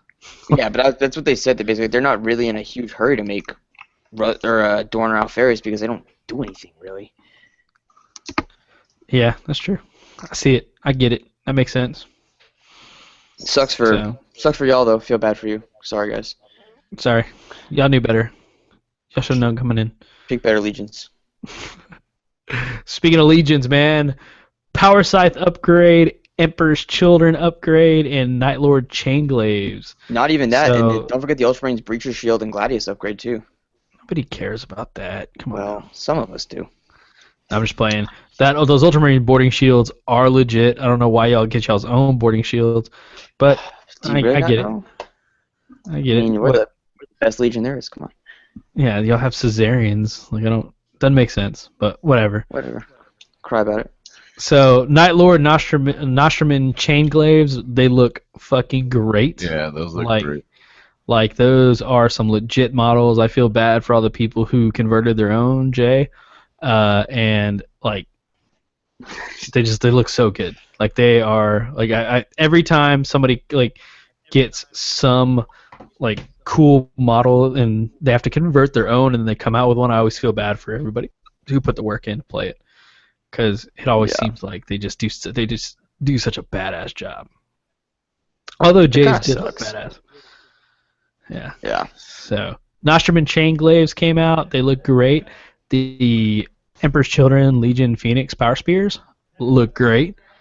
And of course the Power Scythe upgrade, which I guess a lot of people were wanting that Power Scythe. I know everybody was talking about. I know when we had a Pop Goes the Monkey come on, everybody was like, "Can you make scythes? Yeah. Can you make Power Spears?" Like that was like one of the. I'm tired of buying. I don't want any more Death Shroud Terminators. Just so I can make a champion or whatever, a Praetor. Yeah. Maybe just a Sergeant, bro. It's kind of a big deal, man. Just something So simple. they listened. I mean, yeah, it is something simple. Like I'm glad that they took the time to model that out, and they had them all posed up with like Mark IV, all the different marks of armor, and like a Terminator. Damn, those are gonna be some cool shields, man. I'm definitely gonna be picking up some of those. That's for sure. Yeah, dude, for real. So, you know what else they previewed was that at the Moritat. Yeah, that's the next thing on the list, man. And what was kind of that's perfect. What's crazy about that Moritat though is, did you see he's in destroyer armor? Yeah. What's it like? Why is he in destroyer armor? Like for what? Okay. Just before I go any further, he's got the jump pack, right? Yep. So he's got the Mark IV jump pack. He has the like on his pistols. He has the like belt fed ammunition, because obviously he's about to go ape shit with some pistol action. And he's like, and he's got destroyer armor. So I never pictured a Moritat in destroyer armor. I didn't either, especially considering my Moritat isn't fancy blinged out artificer armor. But it makes sense considering he can only go with destroyers. I mean, the logic is like, all right, you were a destroyer, now you're a Moritat. Like, have fun, I guess. I don't know. I always saw him as like this, just like sneaky little murderer dude. I guess it's because I play Cadus. Yeah. And like, that's kind of like the canon that I got behind a Moritat was like Cadus next. He's like this super ex-criminal. He's just gonna go murk people. Like I always pictured he doesn't even like have really great armor. He's got like Mark VI like shit armor. Yeah. But this Moritat, like, he looks legit. He's all decked out. He's got the badass fucking the jump pack. They knew they know. Forge World's so cool. They knew how you armed Moritats. Like they knew how Moritats like are like so well. Good. It's funny that you say that Cadus is the fluff for mine. Like, just not this is a little off topic, but like I always imagine my Moritat in fancy blinged out armor, because for me in my background they're all censored Ultramarines. So my Moritats and destroyers all have red helmets, so it's more like a fuck up thing than anything. But yeah. So I don't know. It looks cool. It looks badass. The pistols look really cool. Dude, everybody in the chat's like like Weber and Sam are like, because it's the only unit he can join. Okay. Yeah, we know, we get it. I get it, guys. Jesus. I'm sorry I have an opinion. Maybe you should start your own webcast and talk about your opinion. Yeah, y'all don't come out here ever. Come on, whatever. Rudes. But anyway, yeah. Destroyer armor. He looks legit. He looks like he's ready to throw some rad grenades, which he doesn't have. That's okay, whatever. Oh, but I don't know. He's wearing destroyer armor for the rad grenades. Maybe they're on his back. Which he doesn't have. Don't know. They could be on his back. You don't know. Okay. They didn't show the back of the armor. More attack came out. Looks legit. What's up with that Voltarax model? The pre-plague drone. Plague drone? Yeah. I mean, it looks cool. It looks kind of like something you take home to your kid. Like he's got the two little missile launchers on here. Like does that model have rules? We need like Pretty or Colin on here to like answer that shit. Yeah, I don't know. They're the Mechanicum freaks, not me. Yeah, like I didn't see any rules for the Voltarax. Do you know, Zach, if there's rules for that thing? Actually, no, I don't know. I think they're coming out with the new Mechanicum book. I think I remember reading that somewhere, but I don't know. Don't quote me on that. No way. Probably maybe book 7. Yeah, that's what I meant. My bad, book 7. But because there's that one Allied Forge World that's up there that they have. Yeah, looking at like the actual model itself, trying to figure out like, it looks like he's got some sort of grav weapon on the front. Like the way the front is, it kind of looks like what we've seen as grav weapons or an irradiation gun. And then he's got the two little what look like Havoc missile launchers. But I don't know. Did you ever like play with plague drones or like know how plague drones work? No, I didn't. Yeah. I don't know. Maybe you have to look into some plague drones and see if it's got some secrets. So looks cool though. I like how it looks. Yeah, I see some being on the board. It seems like it's gonna be just a little piggly unit. Yeah, I feel like a good like harassing unit, kind of like Vorax or something. Yeah. Especially if it has a grav weapon, it looks like it would. Like I could see that thing having jet bike rules. Yeah. And if it has a grav weapon, I could see it being a real problem.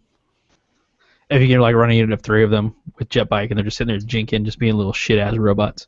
Yeah. So. Well, we'll see what happens.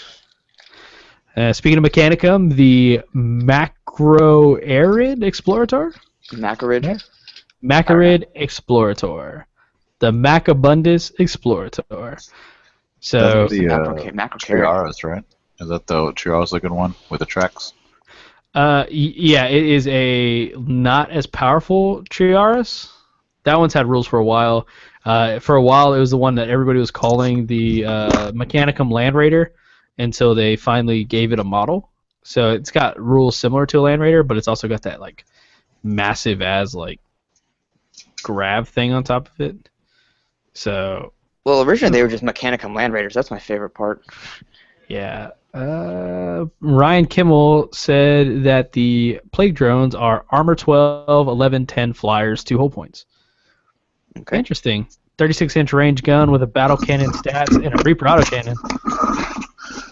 I don't believe that. I don't see that happening. Yeah, I feel like it's going to be an irradiation engine. That's what it looks like to me. Yeah, I see a radiation engine. So I could not see them introducing some 2 hull point flyers for the. Well, what does Mechanicum really have? The Lightning, the Lightning, the Arvis, and the Avenger, right? They have the Avenger, don't they? Yeah, they have access to it. Okay, yeah, I could see them bringing in some little baby flyers. Plague drone flyer, or just normal drone flyers. It's possible. We'll see, I guess. Yeah. So they're getting that, and the Explorator. I'm not excited about it. I don't play Mechanicum. I feel bad for all you Mechanicum players that like we're just gonna basically glaze over this thing because you probably have some like cool ideas of how you'd play it. This is probably like the like I guess like what is the I don't know. It seems like a big deal that this is coming out, but I really just don't see it. Yeah. Sorry, we're glossing. Sorry, we're glossing, people. Sorry, robots. We're really just trying to get over to the Acastus, I like the Porphyron. I like the Iron Circle. Like those. I mean those guys look like pretty sick models. Did you talk about the Iron Circle already? No, I went straight to the Porphyron. The Porphabundus. Yeah, that thing's pretty dope, I think. Let's talk about it. The Acastus Knight Porphyrbundus. This thing, like originally, whenever they showed it at the Weekender, it was Questora size. Remember, it wasn't as big as it was. It was it was Yeah. pinner. It was kind of pinner. Yeah, it didn't so, look impressive. Basically, it was like just a little bit bigger than a Questoris Knight. The Porphyron is like king, right? It means king or something like that. So I'm guessing this is supposed to be like some sort of like in the like seneschal and like all that realm of knights. This is supposed to be like the Papa Smurf of the knights. He's a big knight for you. Yeah, so they bumped him up in size, and I know Ryan had actually showed us some of the rules that they had dropped the Weekender, and actually I believe they were on Battlescribe already, correct? Yeah. So there were these rules. Yeah, so you could already have added in the Questoris section of your knights, you could have already added the Porphyron on there and like been playing with him. They're experimental, but they're there. Yeah, it was this because they actually released the rules. So they had the rules out. It's a let me see here. 5 hull points, I think, or 6, something, No, maybe 7. it's Seven I think it's hull 7. points. Yeah, never 7 mind. for sure. Yeah. It better have 7. Like I got it right here. It is weapon skill 4, bliss skill 5, strength 10, front armor 14, side armor 13, rear armor 12, initiative 3, 3 attacks, 7 hull points, and it has 2 twin-linked Magna Last Cannons, 2 auto cannons, Iron Storm missile pod, and Ion Shield, which obviously has the Ion Shield. They're not fucking around. Those Magna Last Cannons, dude, check this out. 72-inch range, strength 10, AP 1, ordnance 2, large blast. Shenanigans. And it's got 2 of those, and it's got 2 of those, both twin-linked. So it is basically like a long-range Vindicator, just slinging out fucking templates. Like, Allegedly, I heard they were reworking it to be they're going to be neutron lasers instead. But they kind of look like neutron lasers, right? yes, yeah, they look like 2. Magna Last Cannons look suspiciously like neutron lasers, but I think something else has a Magna Last Cannon on it that it looks just like a neutron laser. That tank. What is that tank? That has 2 of them. The double neutron laser. Is that the Stormhammer? Yeah, I think so, maybe. Or is it the Falchion? I think it's a Falchion. Or maybe It doesn't matter. Yeah, but I mean, honestly, that thing looks so good. I think it just looks solid. It looks like I was talking to Colin about it, and here's the thing. Okay, so whenever they released those experimental rules, they had the experimental model in mind. You know, it was just going to be a little bit bigger than the Questoris Knight, which, you know, that at the time, because Questoris have 6 hull points, so bumping it up, just make it a little bit bigger, definitely 7 hull points makes sense. This thing is way bigger than a fucking Questoris now. This is like at least 9 hull point scale, I'm guessing. Like, it's solid. It's got solid armor. It's fucking beefy as fuck. Like, it just looks legit now. Like, I mean, it always looked legit, but so like, I don't think that the original profile that they released does it justice. So I feel like they're gonna update the profile. Yeah. To match the actual, because before it was the Questoris Knight Porphyron. Now it's the Acastus Knight Porphyron.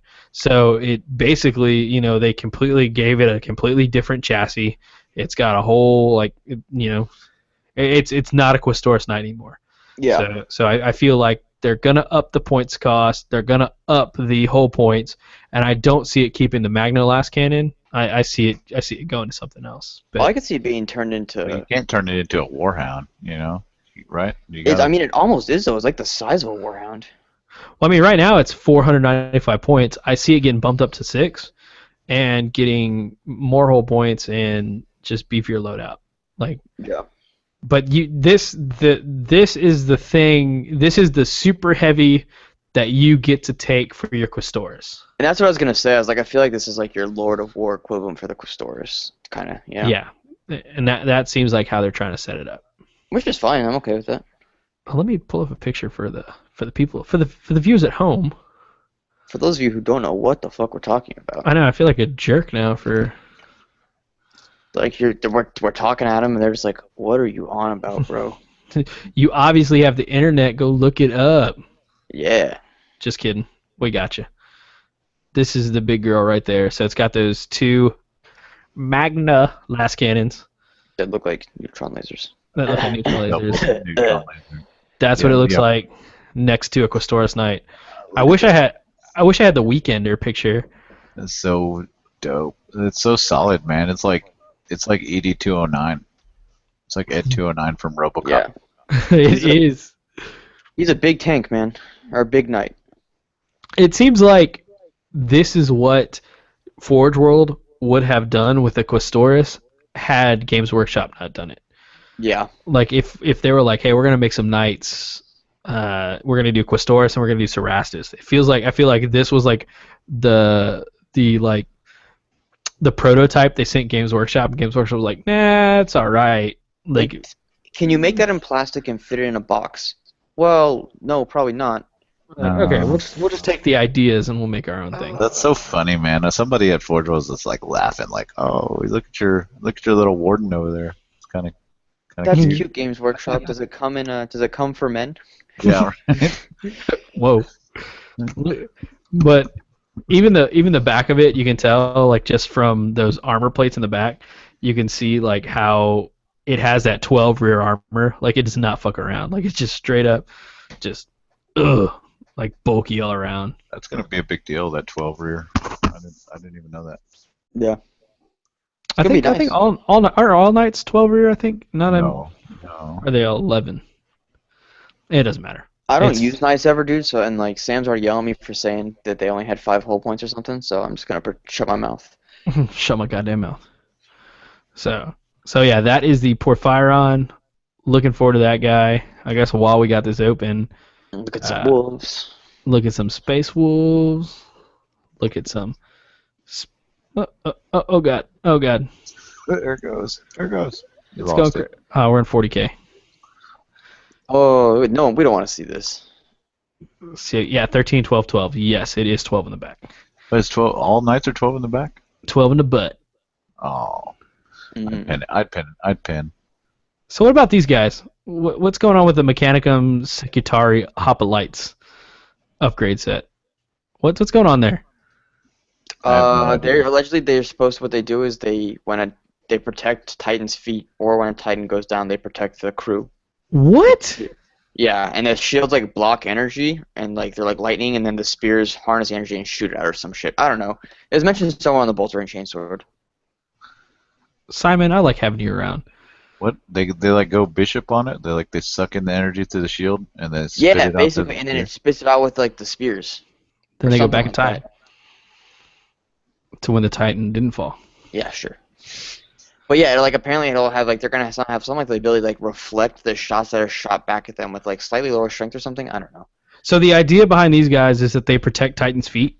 Yeah, basically those and the other guys that are on there too. So what you're saying is if I made some sitting down legs for these guys to where they could ride on a warlord's feet like World War I or World War II, like soldiers rode on the tanks, like on the side of the tanks. I'd be impressed. Oh, that'd be so sweet. That'd be legit. Like just like could you imagine them just like sitting there on the feet, like just having goosh. I don't know, it'd probably be scary too because you really got to hold on because you're probably getting lifted like 20 feet off the ground every step. Dude, if they got like magnet legs, they'd be fine. Like they'll just like magnetize themselves to it or something. Magnet legs? Yeah, Is like that a thing? Space Marines have mag boots. Like they have like magnets in their boots, so they can like in 0G they can lock onto the ground and walk. But I thought he was talking about his. I thought you were talking about your desert wasps. No, I'm talking about these guys. These Yeah. guys, like sitting on Titan's feet because they're supposed to protect the bottom of the Titans. To be fair, if you did, I thought you wanted your little dudes, your little English Brits or whatever. No, I want to get these guys like sitting on the feet of Titans because like you know that they just wear them out trying to keep up with a Titan. You know, like Titans walk through buildings and shit. Like could you imagine a Titan like walking through like downtown New York and like these guys like expected to just keep up with it? Well, yeah, they're quick. They're like. Yeah, but there's like Titans make new rubble, like new, like brand new rubble. Like they could make a 3 or 4 story tall rubble. They could step over something that's like 20 foot tall, and like these little guys just got to find a way around it. I don't not ever see these guys keeping up. It doesn't make unless they had like some little like grav segway. That's the only way I could see anything. A segway. I just know they're supposed to guard the feet, kind of. If those shields were hover shields, I get it. Like those, they look like little hover shields. That would make sense to me, but I don't know. Yeah, I mean that's what, from what I understand, that's what they're supposed to do. I'm gonna have to look them up. I don't know, unless they ride on the feet, which would be really cool. They'll probably come up with some special rule. Somebody at Forge World thought of this. If they haven't, could you figure it out, please? To be fair, Michael, if you did with your Desert Wasp, right? That's what they are. Yeah. If you did like some of those guys riding on some of your Lehman Russ or something, or like the Malcadors, that'd be pretty dope too. I've definitely thought about it. Make it happen. Make it so. On its way. If you want some Lehman Russes, hit me up, brother, because I got some that I don't want. So. I'm going full Malcadors, bro. Oh, all right. Well, whatever. That's fine. But I appreciate the offer. So, here's some artwork for the Space Wolves. God, it looks so good. On your left, you can see the Space Wolf. Are they Mark 3? That's Mark 4. Mark 4. I can't see it. Oh, okay. Though there's some Mark 3. That chest looks Mark 3, though, to be fair. That is definitely a Space Wolf Leviathan, which is something that people were afraid of if that was going to be a possible loadout because of how they feel about them. How they feel about dreadnoughts in general, because they're worried about the Contemptors being cursed. So I can only imagine how they feel about Leviathans.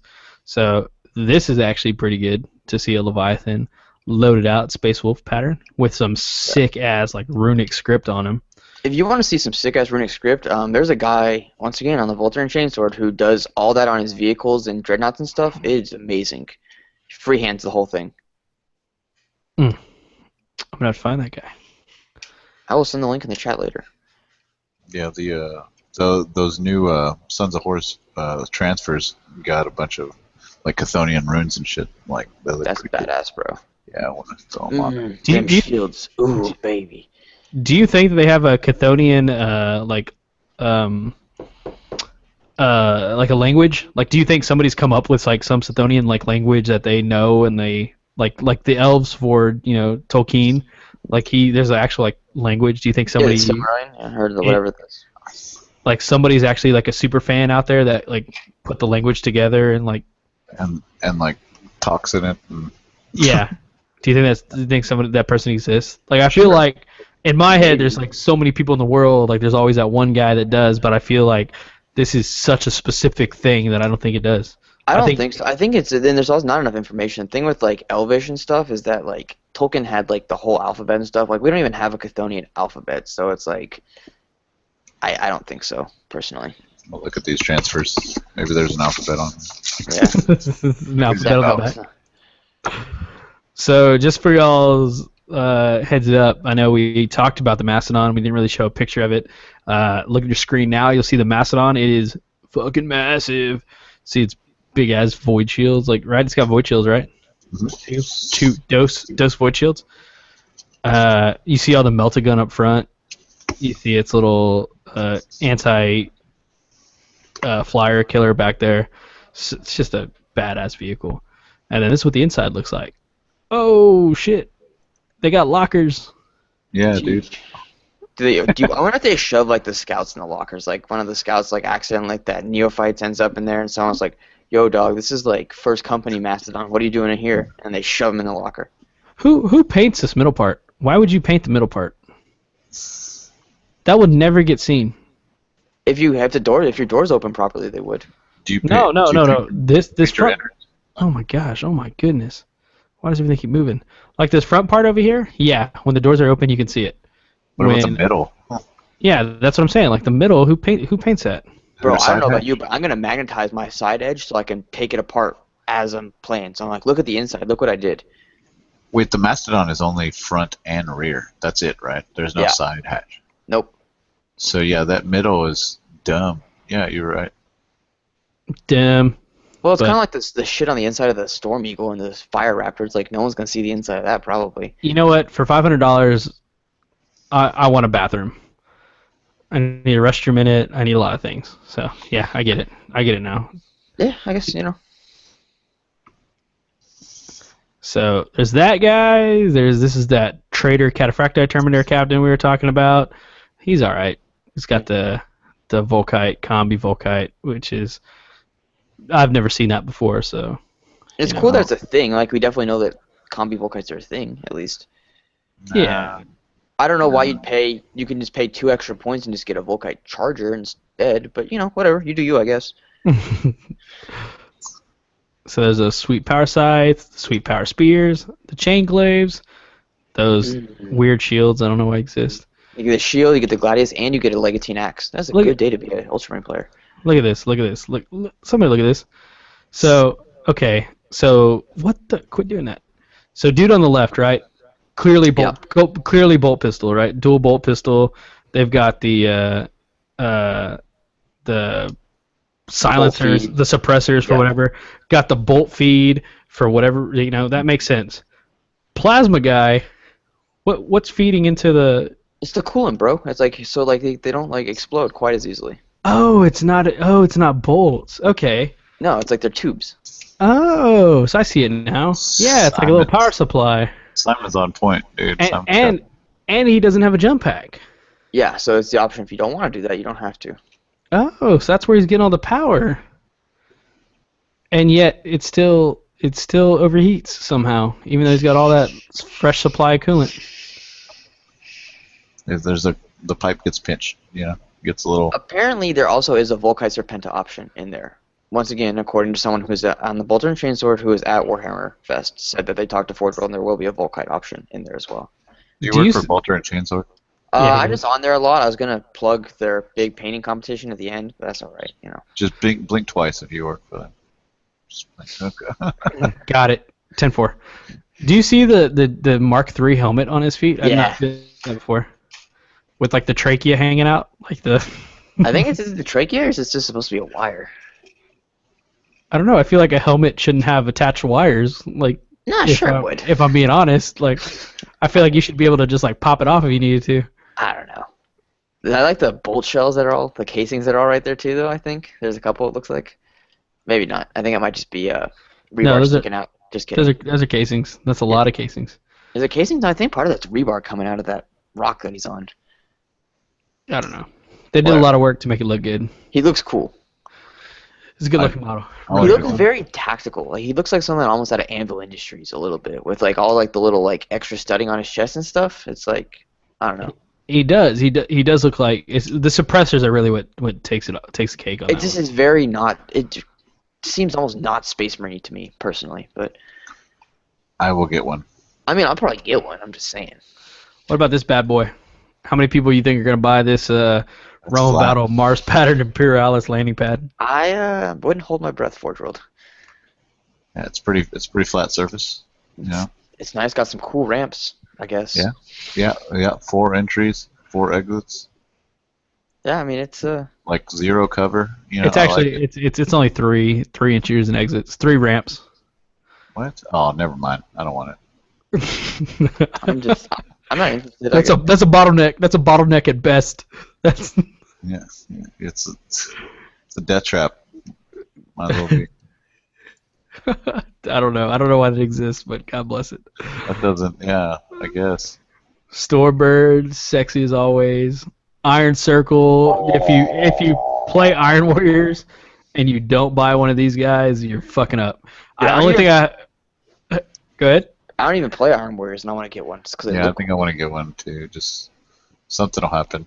I hope sincerely that their shields lock into place. Like I hope that there's a way that if you buy 3 of them, you can have their shields like lock into place. So like in a phalanx, like they. Yeah, like whenever. Like Fulcrum get shot and they're like lock up. I just feel like with the round bases like that, it's just not possible to do it. Oh, you're right. I'll make it happen. So smart. You're so smart, Simon. Don't you guys claiming the miss? obvious. Don't you guys miss me when I'm not on the cast? Dick. Just I just killed want the my shit shield out of to that lock buzz. up. I just want my shield to lock. Oh yeah, fucking bases are big, Michael. Yeah, Around. Jesus, bro. God damn. How are you gonna do that? It's not a puzzle. It's just. It's like you're working a puzzle, but with I mean, you could, all Michael. If round. it makes you feel better, you could do fantasy style if you wanted to. I will. I'm gonna do them on one big base. Yeah, do it. That's like one giant movement tray that I'm gonna move them all at the same time, and they're gonna be worth like 12 wounds or something. Like it's gonna be something stupid, and I'm just gonna like keep moving the dice. It's gonna count as one creature. Oh man. They're gonna be locked in place. It's gonna be legit. No, you just put them on square bases on like a fantasy movement tray. You'll be fine. You can make it work. Oh Jesus, those. The Ursarac. So these are on their way. Yeah. We actually have a guy that's coming to Alamo that's going to be using Terminators with Lightning Claws as Ursaracs. I'm not a fan of these. And then probably Colin will probably take his, right? Yeah, probably so. Well, custom. Colin made his out of Mark IV jump packs and Lightning Claws. Like I like Collins. And they are Thalax. They're Thalax with Mark IV jump packs, Lightning Claws. They look great. Yeah, they probably look good. So These, I'm not gonna lie, I'm not a fan of these. like playing against them? No, just the models. Oh, is it the I like face? their poses. The poses are cool, but it's the face, man. Faces are dumb. That's easy to fix, bro. Yeah, I guess. Yeah, it seems real vulnerable. Like that's not the strategic thing to do. Like These are the assault ones. They got these big old visors. Like, doesn't make a whole lot of sense. But to be fair, these visors are smaller than the ones on the normal Thalax, so I guess maybe it is a step up. What if there was an like embedded skull where the head is, like where the visor is? Like an embedded servo skull with like a bunch of like eyelets and eye ports? I think if I got them, it'd be okay. But I think if I got them, you know the sensors that are on top of the Land Raider, like the Land Raider's weapons, like those kind of boxes. I'd probably put those as the heads. I think that look kind of cool. That would look very Like a very Wally-esque almost model. Wow. So, looking at these models, like just take a look at the logistics of it. Like, what if you wanted to like jump pack and go backwards? You don't. No, you have to just go forward. You have to go turn around. I guess you gotta lean back, dude. That's why they got those raptor legs, so that they guy can like cannot lean back. Oh, Yeah, like look at his legs, dude. He's got full raptor feet. Like he can like lean back as much as he wants. yeah, like he kicks ass at the limbo. Yeah, No, I guess, but you'd burn the shit out of your ass. Like your butthole would be on fire. but you're a robot, dude. You don't got butthole problems. Yeah, it's just like I don't know. man. Maybe it spins on an axis, and I don't know. But that just looks like it's go forward, go straight ahead, burn your butthole. Maybe the jets turn down.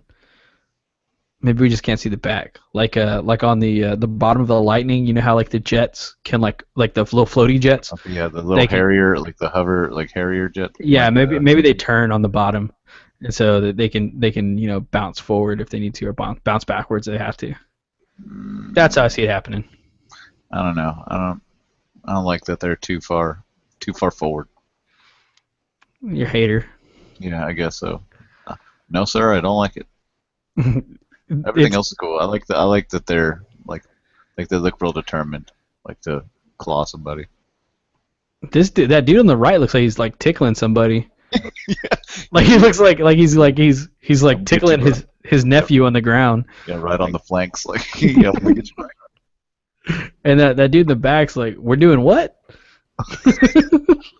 Yeah. Yeah. I don't know. Hey. So Mechanicum's harassed his Knights heads because we definitely needed those. look, don't judge the Forge World for what they do. Just understand that they do what they do. The Porphabundus close up. Oh, Michael, another thing that's they're making the for Abundus. It's gonna get a model. It's coming Yeah, back. I saw that. Yeah. I saw that. I'm real devastated about that. Fuck you guys. I'm excited.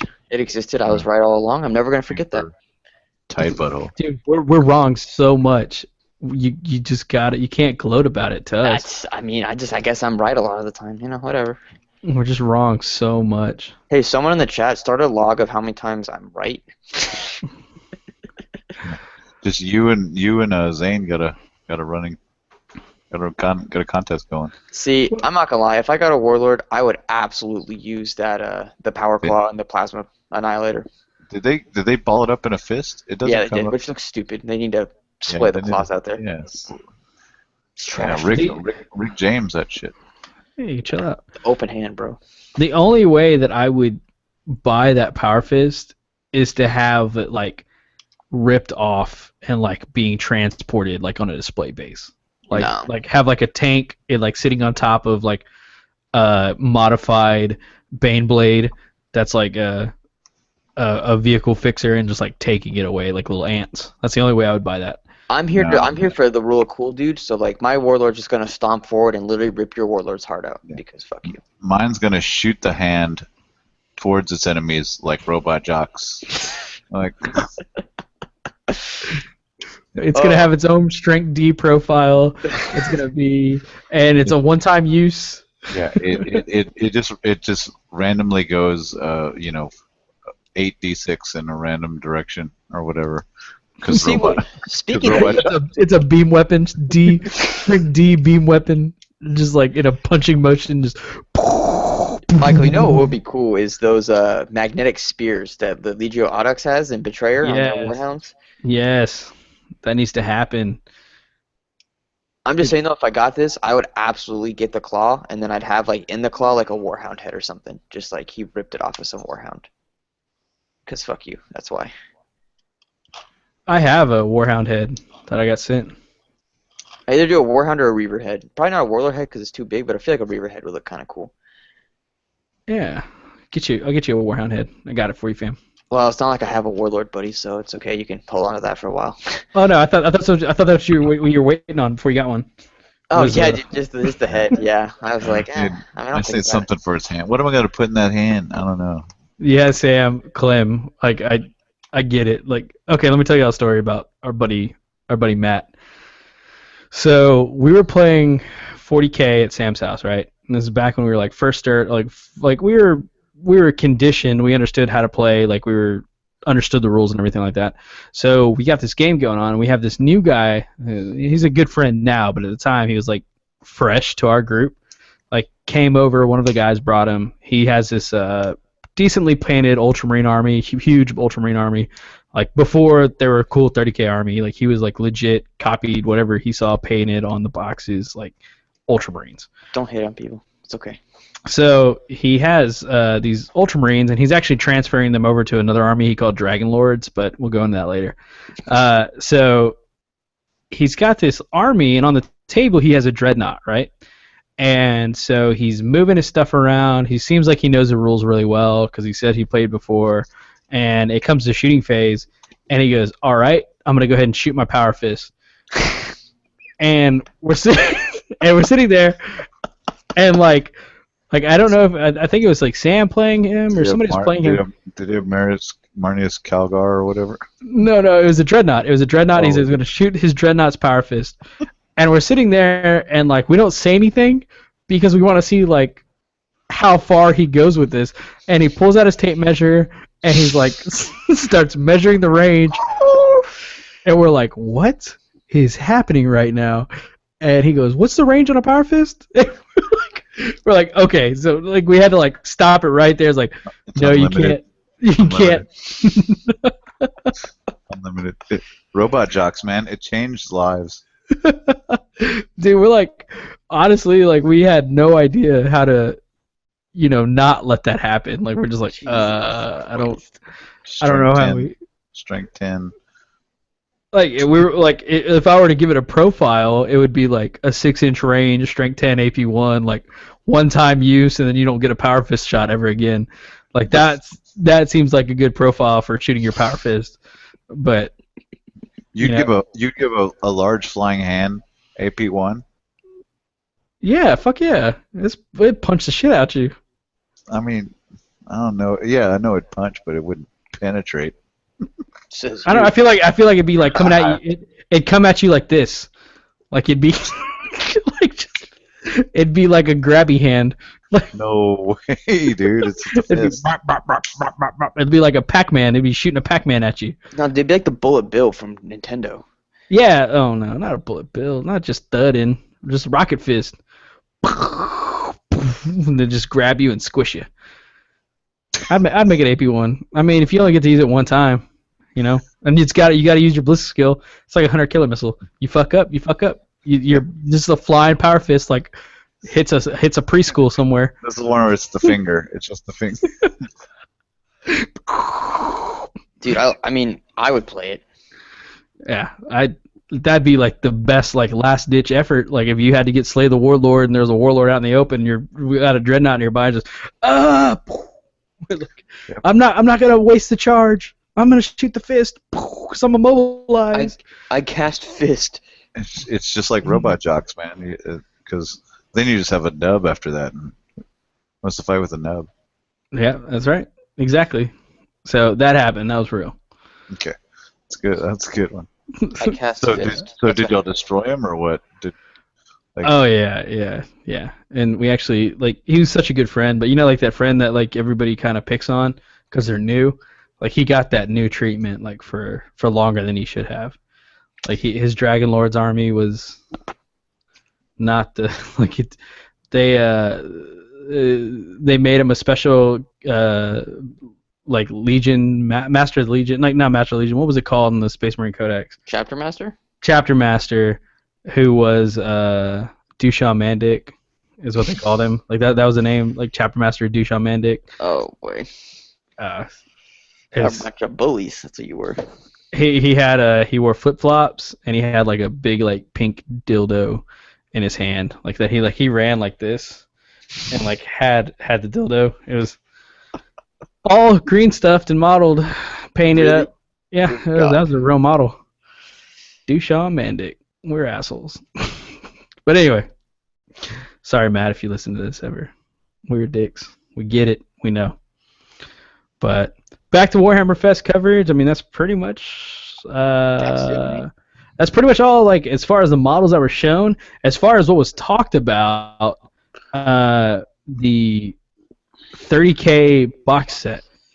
Yeah. You want to touch base on that? That's kind of legit there. So one of the guys that we know that's really got it in real well with Games Workshop, like he's been talking about this for a while. He just didn't know what was actually in the box. So touching base on it now, he said that we will see the 30K individual boxes released before we see the next starter box. So it looks like individual tactical sprues, or was that exactly the Mark IV tactical sprues, the Cataphracti, the Cactabundus, separated. So he said that that'll all actually be separate from this release. So definitely not this month apparently, but they're going to release that first. But on the new 30K box set, they're looking at it's actually like a weird loadout as far as loadouts go. It's breachers, and I'm guessing Mark III. I hope Mark III. Oh, that would be sick. Like Mark IV breachers just would suck. Yeah. So what if the Ultramarine shields were released to coincide with the Mark IV breachers? I hope not. Yeah, That'd be stupid. Yeah.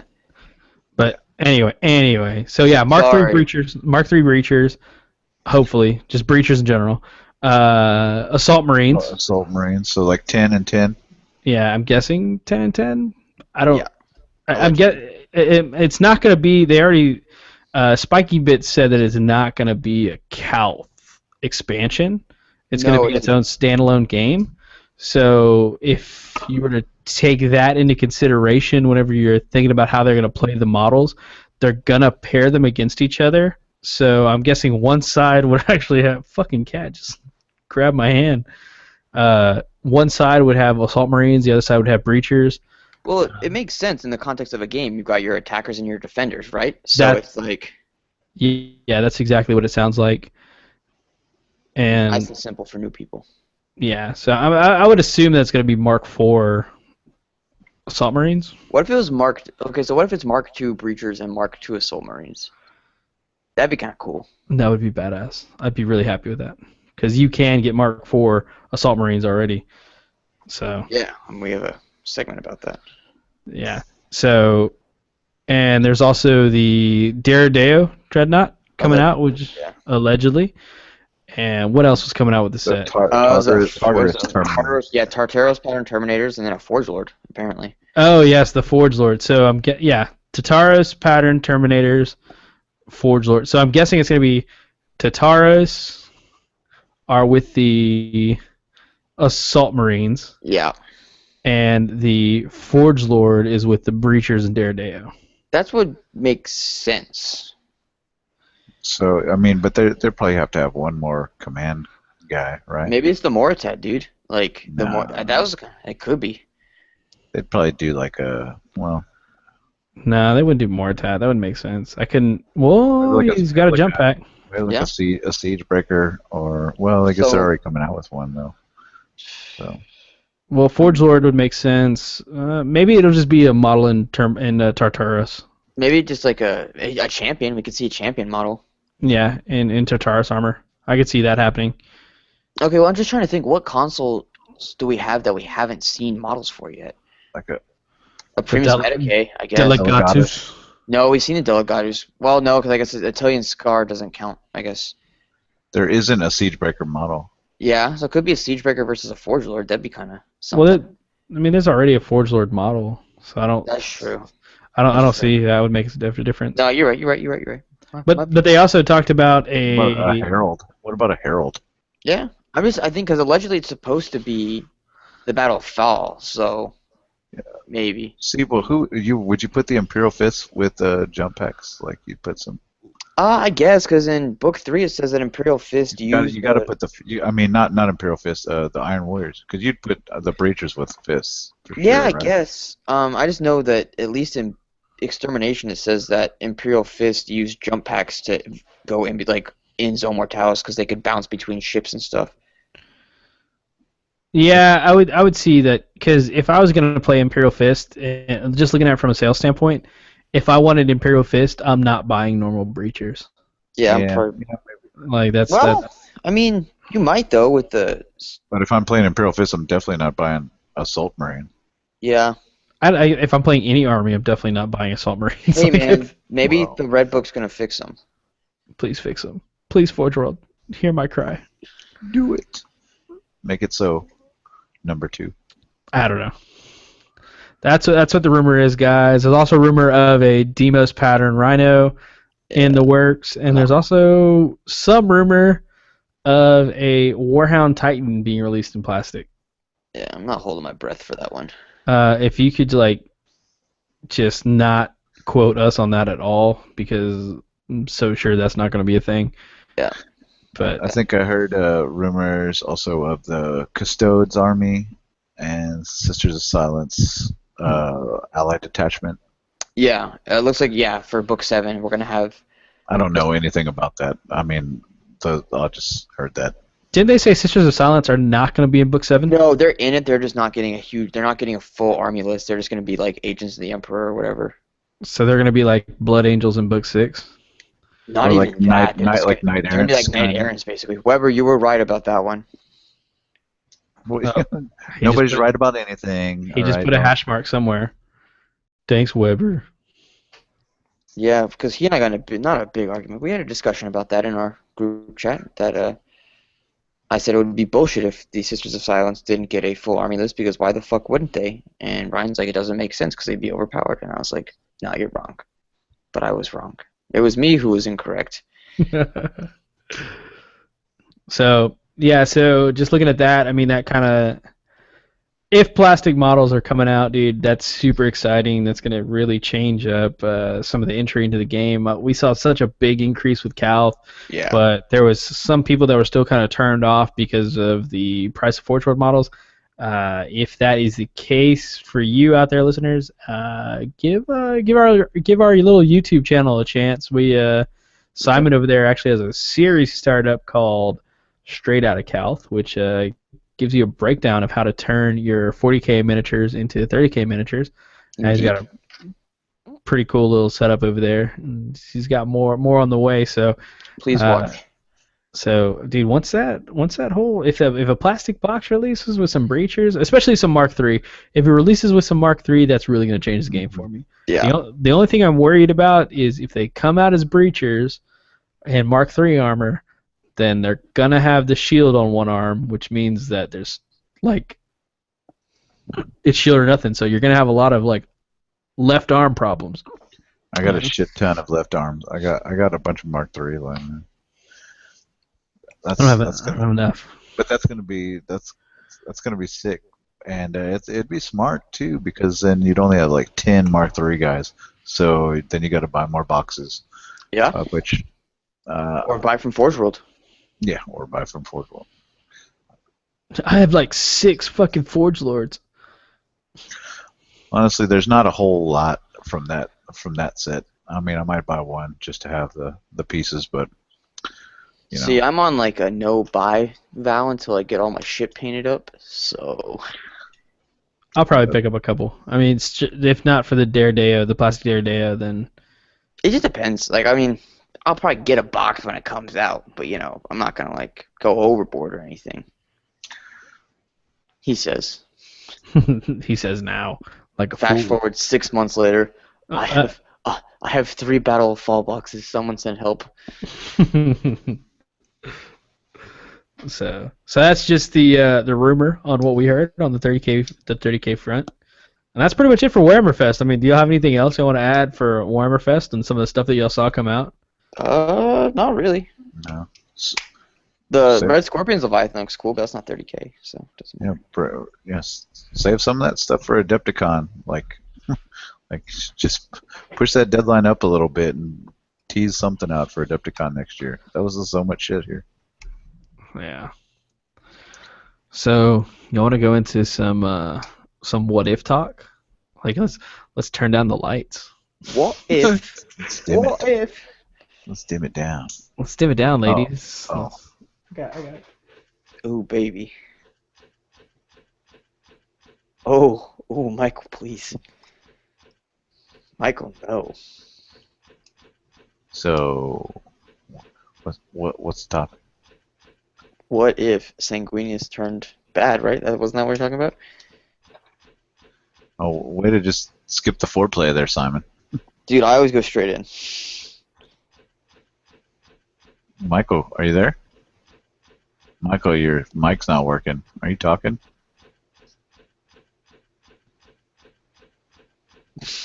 Was your light switch connected to your whole system there? Yeah, turn it back on. No. Sorry, buddy.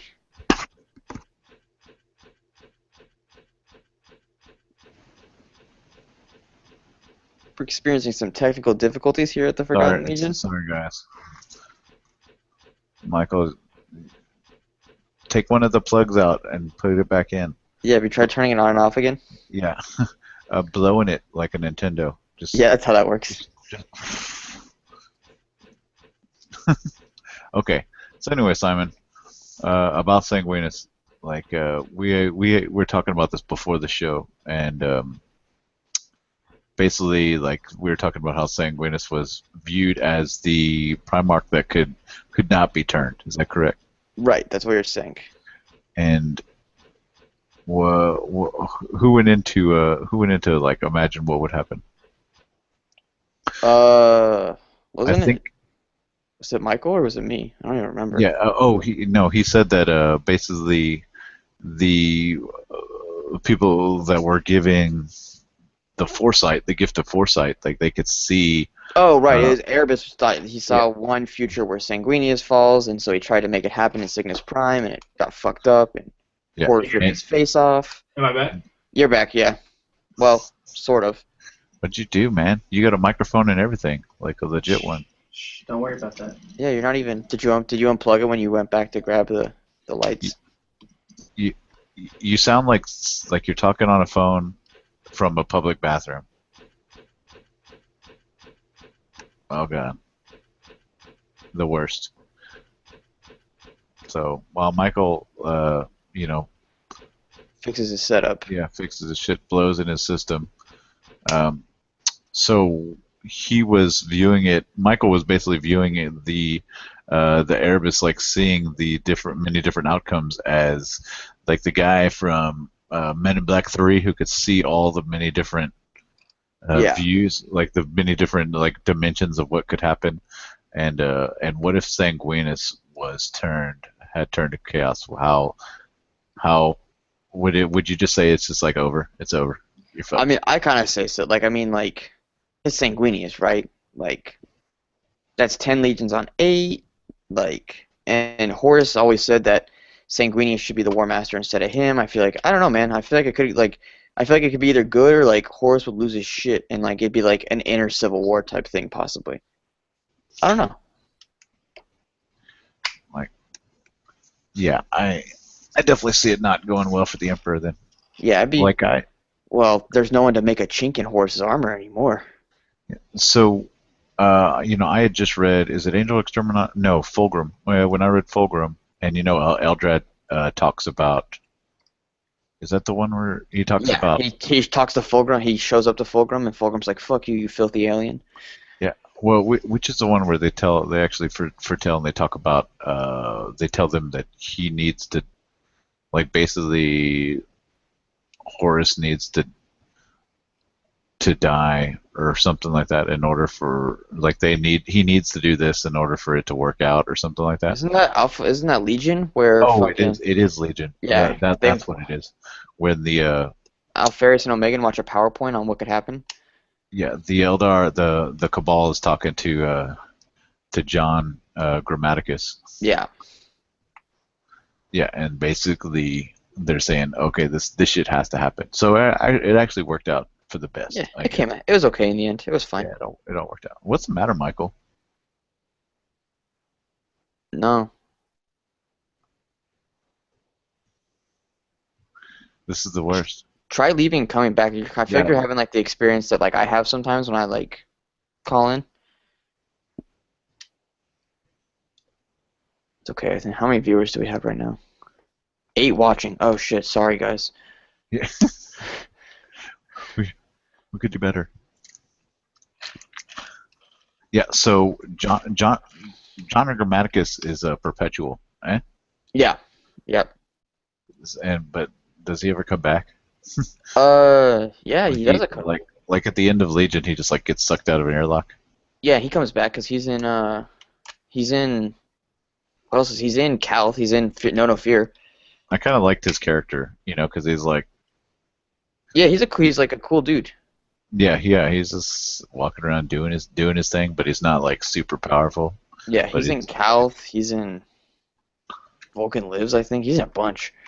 So about Vulcan Lives, like you were talking about that. Does that actually starts on Isfon 5?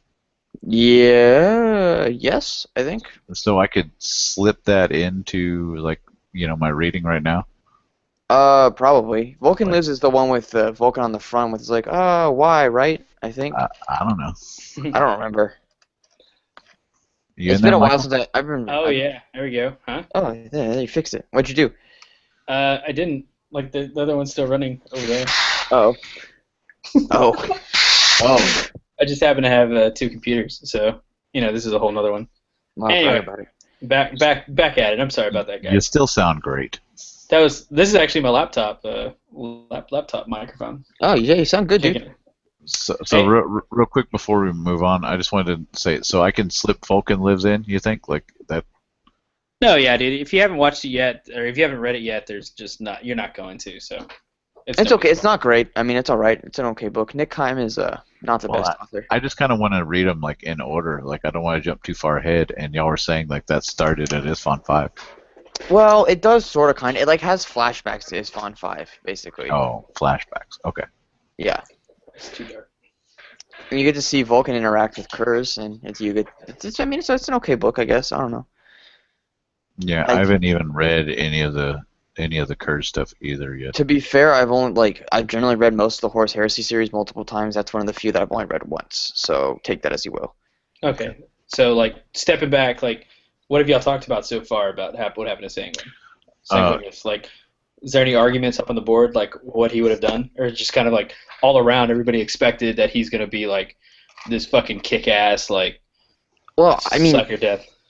I think Horus would have been butthurt as fuck because like I think because Sanguinius is always the one that's kind of like been better than him, and he always said that and shit. So I feel like he'd have gotten like really jealous and been like, fuck you. Do you think that Horus would have stayed traitor if he saw because he was very protective of Sanguine, like straight off, like Sanguine was like the baby brother that you have. Leave him alone. Like you don't fucking talk to him. Like you don't I know Yeah. like don't you bother him.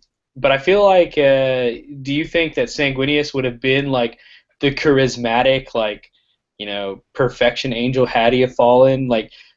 I think so. They wanted him to be the Red Angel. They want him to be the corn guy. So like he would have been the Red Angel, which would have he would have basically had a demon inside of his butt, and like that would have been a whole Zach's face. It's got to be the butt. Yeah, a serious case of the blood butt. Yeah, it happened. It's a thing. The blood butt. That's what happens when you have Taco Bell too much. Yeah. So Sanguinius, like I feel like I don't think like had he a turn like that was an option. Like it's like I think you had mentioned Zach, the Men in Black 3 guy was like kind of is this the future where this happens, and is this where Sanguinius turns to this is a terrible future, like I don't see everything going as smoothly is like I know the Horus Heresy didn't work out, but I really don't see anything working as smoothly as it did with Sanguinius' turn. Do you think the Emperor would have gotten killed? Probably. Had Sanguinius been turned? For sure. I mean, who's gonna poke the hole in Horus's armor now? Well, I mean, think about it. Like if, like, I don't know. I feel like the Emperor would have taken a completely different stance had he not had one of his sons right there to protect him. I mean, I don't know, man. But I mean, well, I thought by the time he got Sanguinius was dead by the time he got there, wasn't he? Yeah, but that's why he went. Like it, I don't know. It feels Wasn't like a whole. I thought the Emperor went on board the Vengeful Spirit because Horus dropped the shields. I don't know.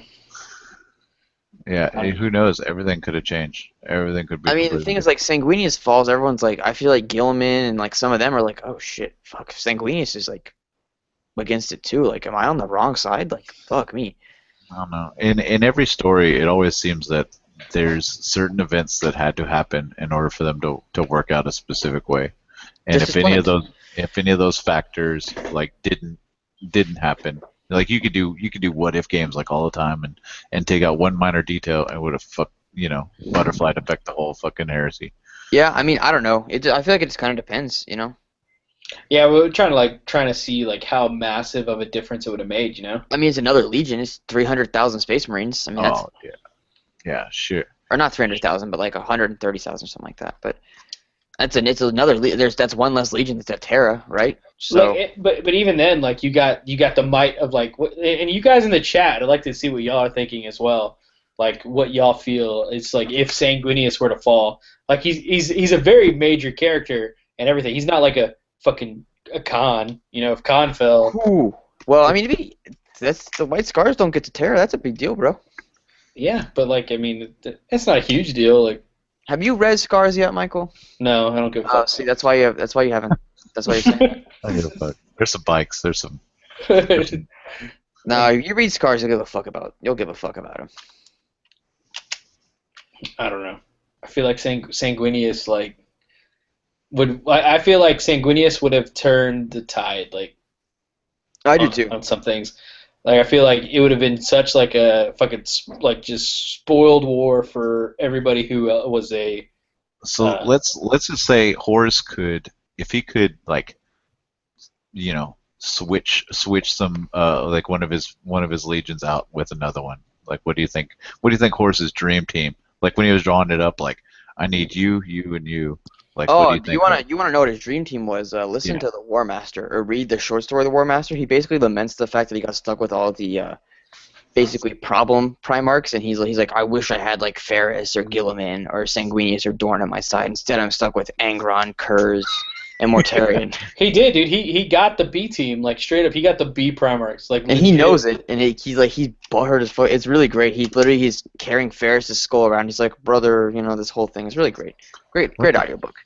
What's wrong with Perturabo? Like, does he have a flaw? Like, he's fucking bitter as fuck. Yeah. Is that bad? Well, like what you give Perturabo freedom, and then he starts unraveling.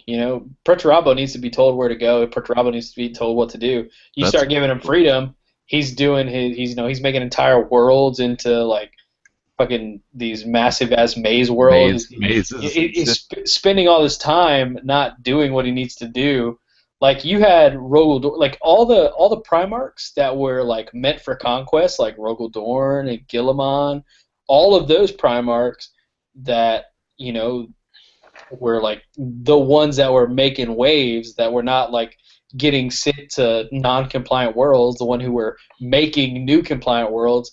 They're the ones who didn't get turned because they were like they were the A-team Primarchs. Yeah, they weren't bitter. Yeah, the only one who got turned was Horus. And so, Fulgrim's considered an 18 Primarch. Yeah, Fulgrim's definitely 18 Primarch, but everyone else not so much. I feel like if you would like all the other ones, like Angron, and really I even see like Russ. I see the Space Wolf as like a B team Primarch. Like he's not the one making new worlds. He's the one like fixing fucked up worlds. What about the Lion? Dude, Lion was conquering shit all day long. Yeah, He's the most conquest ever. Yeah, Lion was pretty beef, but I mean, you think like Horus wanted him? You probably could have got him. Maybe.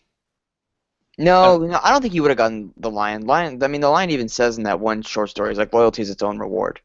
He was loyalist through and through. I mean, he went to everyone. If you're not caught up on the Horus Heresy, I'm about to like go hardcore spoiler dump. So if you guys don't want me to do that, I won't. Goochman said, "Are we still talking? Can you not hear us, guys? What?" Oh shit. I don't know. Would saying turning meaning someone else not turning? I don't know. I feel like they can hear us. I mean, probably.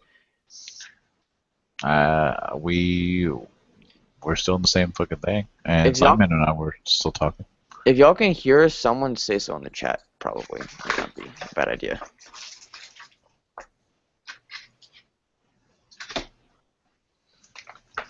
Or how about we type in there?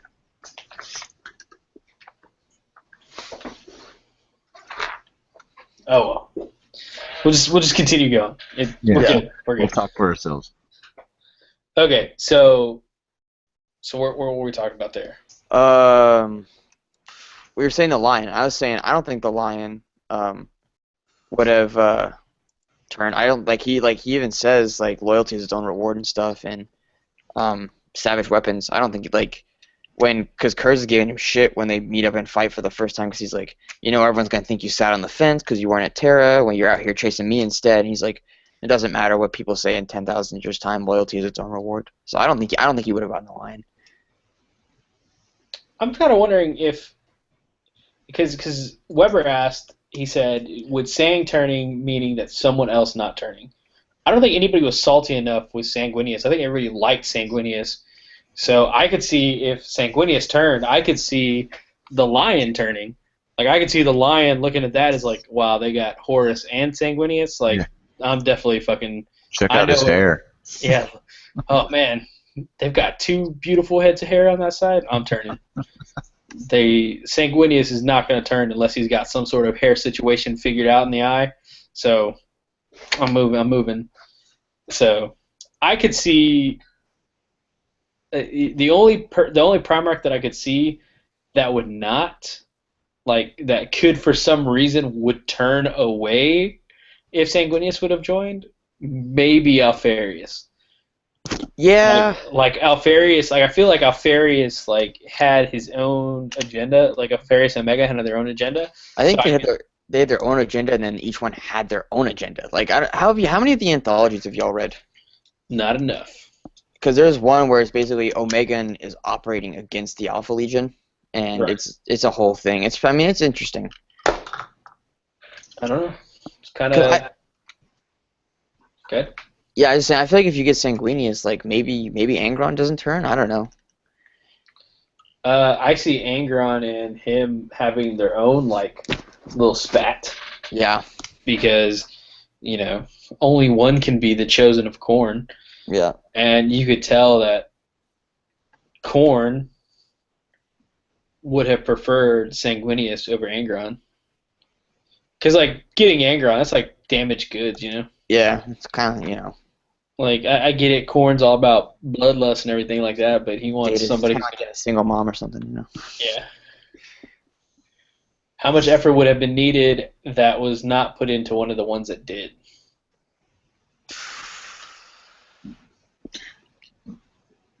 Hold on, you're saying like how hard would it have been? Like how much? That's what Weber just. Guilliman's just too high maintenance to like try to turn. Like was chop it I up don't think with I a don't log. think you get Gilliman. I don't think you get Dorn. I don't think you get.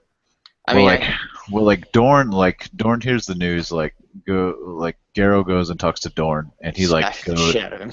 yeah, punches him in the face, and then like goes into his room for like a day or something like that. So he had to have thought about something. What Primarch turns that turns all the Primarchs? Sanguinius. I think Sanguinius does it. You think he'd turn Dorn and Gilliman? I think so. I think if Sanguinius, like everyone likes Sanguinius, right? No one didn't like him, right? Like if Sanguinus was made the War Master, like I he think he would have to be the War Master though. Yeah, Like, I think so. Like he would have to be the War Master in order for that to happen. At what point does the Emperor like have a like? What point are all the guns turned against him? And he's like, whoa, hold on. Hey, let's talk about this, guys. Like, because the Emperor was like at no point was there like an option. Like Horus is like, I'm killing the fucking Emperor, and then the Emperor's like, bullshit. And boys, load up. Like, at what point was the Emperor like, whoa, hold on. Let's think about this. Like, there's a lot of planets. There's a lot of planets here. Like I don't. Does the whole galaxy have to be in flames? Like, can we just like get just like Guys, calm. Let's take it easy here. Yo, you're mad. I can see that. like all the sons mad at one dad, and he's just like, "Fuck you, I'm fucking hiding." Like there's Terra. Well, see, I feel like if it's all the Primarchs, there's a couple where he's just like, I'm just gonna mind bullets the shit out of you and not feel sorry about it. Because like he could have done that to Horus at any time. He just didn't because he's like, no, I can still save Horus, but he couldn't. So. There's only so much time that Chaos can spend turning fools. Yeah, no, I see it. I see what he's saying, but like on the same token, like I feel like if the Emperor had enough of his like the whole Council of Nicaea thing, it only took 5 Primarchs to bitch and moan for the Emperor to be like, okay, well let's talk about it then. Yeah. Let's get a little family meeting.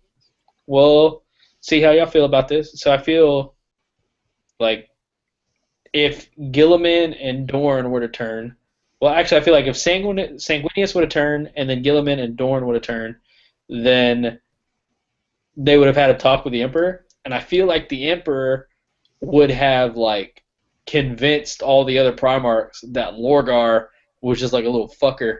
It's like, listen, Lorgar, like. I feel like he would have come clean about Chaos, because I feel like what happened was like the Primarchs didn't know shit about Chaos, right? It was just like, oh, that's weird. There's like weird aliens that live in the warp.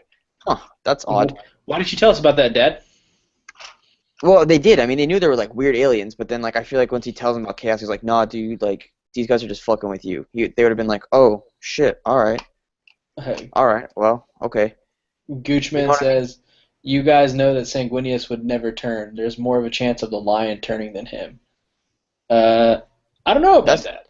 That is not true, because literally, in Fear to Tread, I mean, like, he was, like, almost gonna... The only reason he didn't was because that one apothecary sacrificed himself. Yeah, the apothecary jumped into the, like, sacrificial pit and did... Like, he was... Like, the only reason Sanguinius would turn is not against the Emperor. It would be for his legion, which is what happened in Fear to Tread. Like, he was ready to sacrifice himself to remove the blood curse, the blood thirst, or blood thirst. Yeah. to remove that from his legion, and like he was ready to go, like ready to jump in the pit, and that apothecary's like, no, I got this, and jumps in, and then even then Sanguine like jumps in too, and like flies to go save him.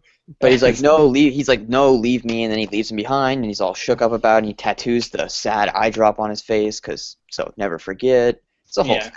Yeah, like he was ready to turn. He was practically like 4 inches from turning. Like he was probably the biggest like Catholic cowboy to ever happen to Korn. Like hands down, like straight up Catholic cowboy Korn. You know what a Catholic cowboy is, Zach? No. Sorry, I thought you heard it on Snapchat or something. No, Catholic cowboy is like when you get like a girl all hot and ready, and like you're ready to go, and then like you're right about to get it in. You go, I can't do this, and you start putting on your clothes. Like, is that what you kids are doing these days? I can't say I've done that one. But that's what like I had to enlighten everybody. Like that's. It says chivalry's dead, Michael. It's all you, bud. That's what Sanguinius did to Korn. Don't want your blue balls. You hear about all sorts of the Urban Dictionary stuff in my age. So anyway, yeah, that's what Sanguinius did. Like he was practically ready to turn to Korn, and Korn was ready to take him in, but he just. He said no. He honey-dicked him. He got honey-dicked. So, I don't know. That could happen. That's done. It's a thing, man. All right. Well, we talked about that, guys. I thought it was going to be a little bit more entertaining. It seems like it's really weird when you get into those what-if scenarios because, it could spark into anything. But I think we've been on for like 3 hours now. Yeah. So this has been a long one. Been pretty focused, though, Simon looked like he got some work done. I got nothing done. I did. I got all 10 of my action circle built, bro. I got jack shit done. I put this dreadnought in front of me, ready to build it, and I didn't even touch it. I've got 2 shanks. Why did you turn your paintbrushes into shanks? I don't know. Because hey, shanks. You never know. You never know. You never know when someone's gonna bust in your hobby room, fucking talking mess. Yeah. Should I go for the gun? Should I go for my Glock? No. I got these paintbrushes right here. Prison shank, son. Don't need none of that. So, all right, guys. Well, appreciate you guys coming on. Check us out, man. We'll have some pretty cool coverage for y'all this weekend. We have Alamo GT. Oh, shit, yeah. Excited for that. So that's going to be coming up on Saturday. We've worked on all our missions, everything like that. Zach put together us a packet for every table for picture battle reports. Unfortunately, we can't do video battle reports on all of them because, we don't have that many cameras and we don't have that much cool of a setup. We're actually going to be skeleton crew. Like I won't be there. I might show up later, but yeah, I'm not going to be there. I'm flying to Spain. Showing up, but. Yeah, so it's not we're not gonna have as many guys, as many crew as we like, but still gonna work it out. We're gonna work it out. Yeah, we're gonna try and get as many battle reports and pictures as we can to you guys. So look forward to that. That'll show up on our Facebook page. If y'all don't have us on Facebook already, go find us on Facebook, the Forgotten Legion 30K, and we will definitely upload all those pictures and all that for you there.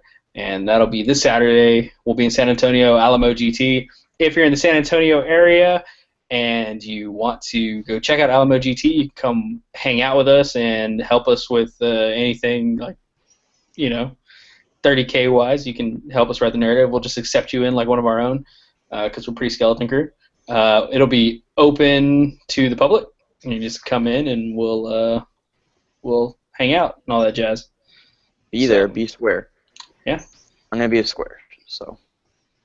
But I appreciate you guys coming on, listening to you. Should have another RFI coming out here pretty soon, and we actually have a pretty cool new addition. We have an interview with Ryan Kimball on this next one coming up, and he's actually going to be more of a standard addition to the podcast now, so look forward to that, guys. He's got some sweet-ass shit that he talks about. So. That's all I got. What about you guys? No, that's about it. Yeah, Yeah, time for memes. Time for memes, fellas. Y'all have a good one. Appreciate y'all hanging out. All right, so FRB. FRB, boys. Woo.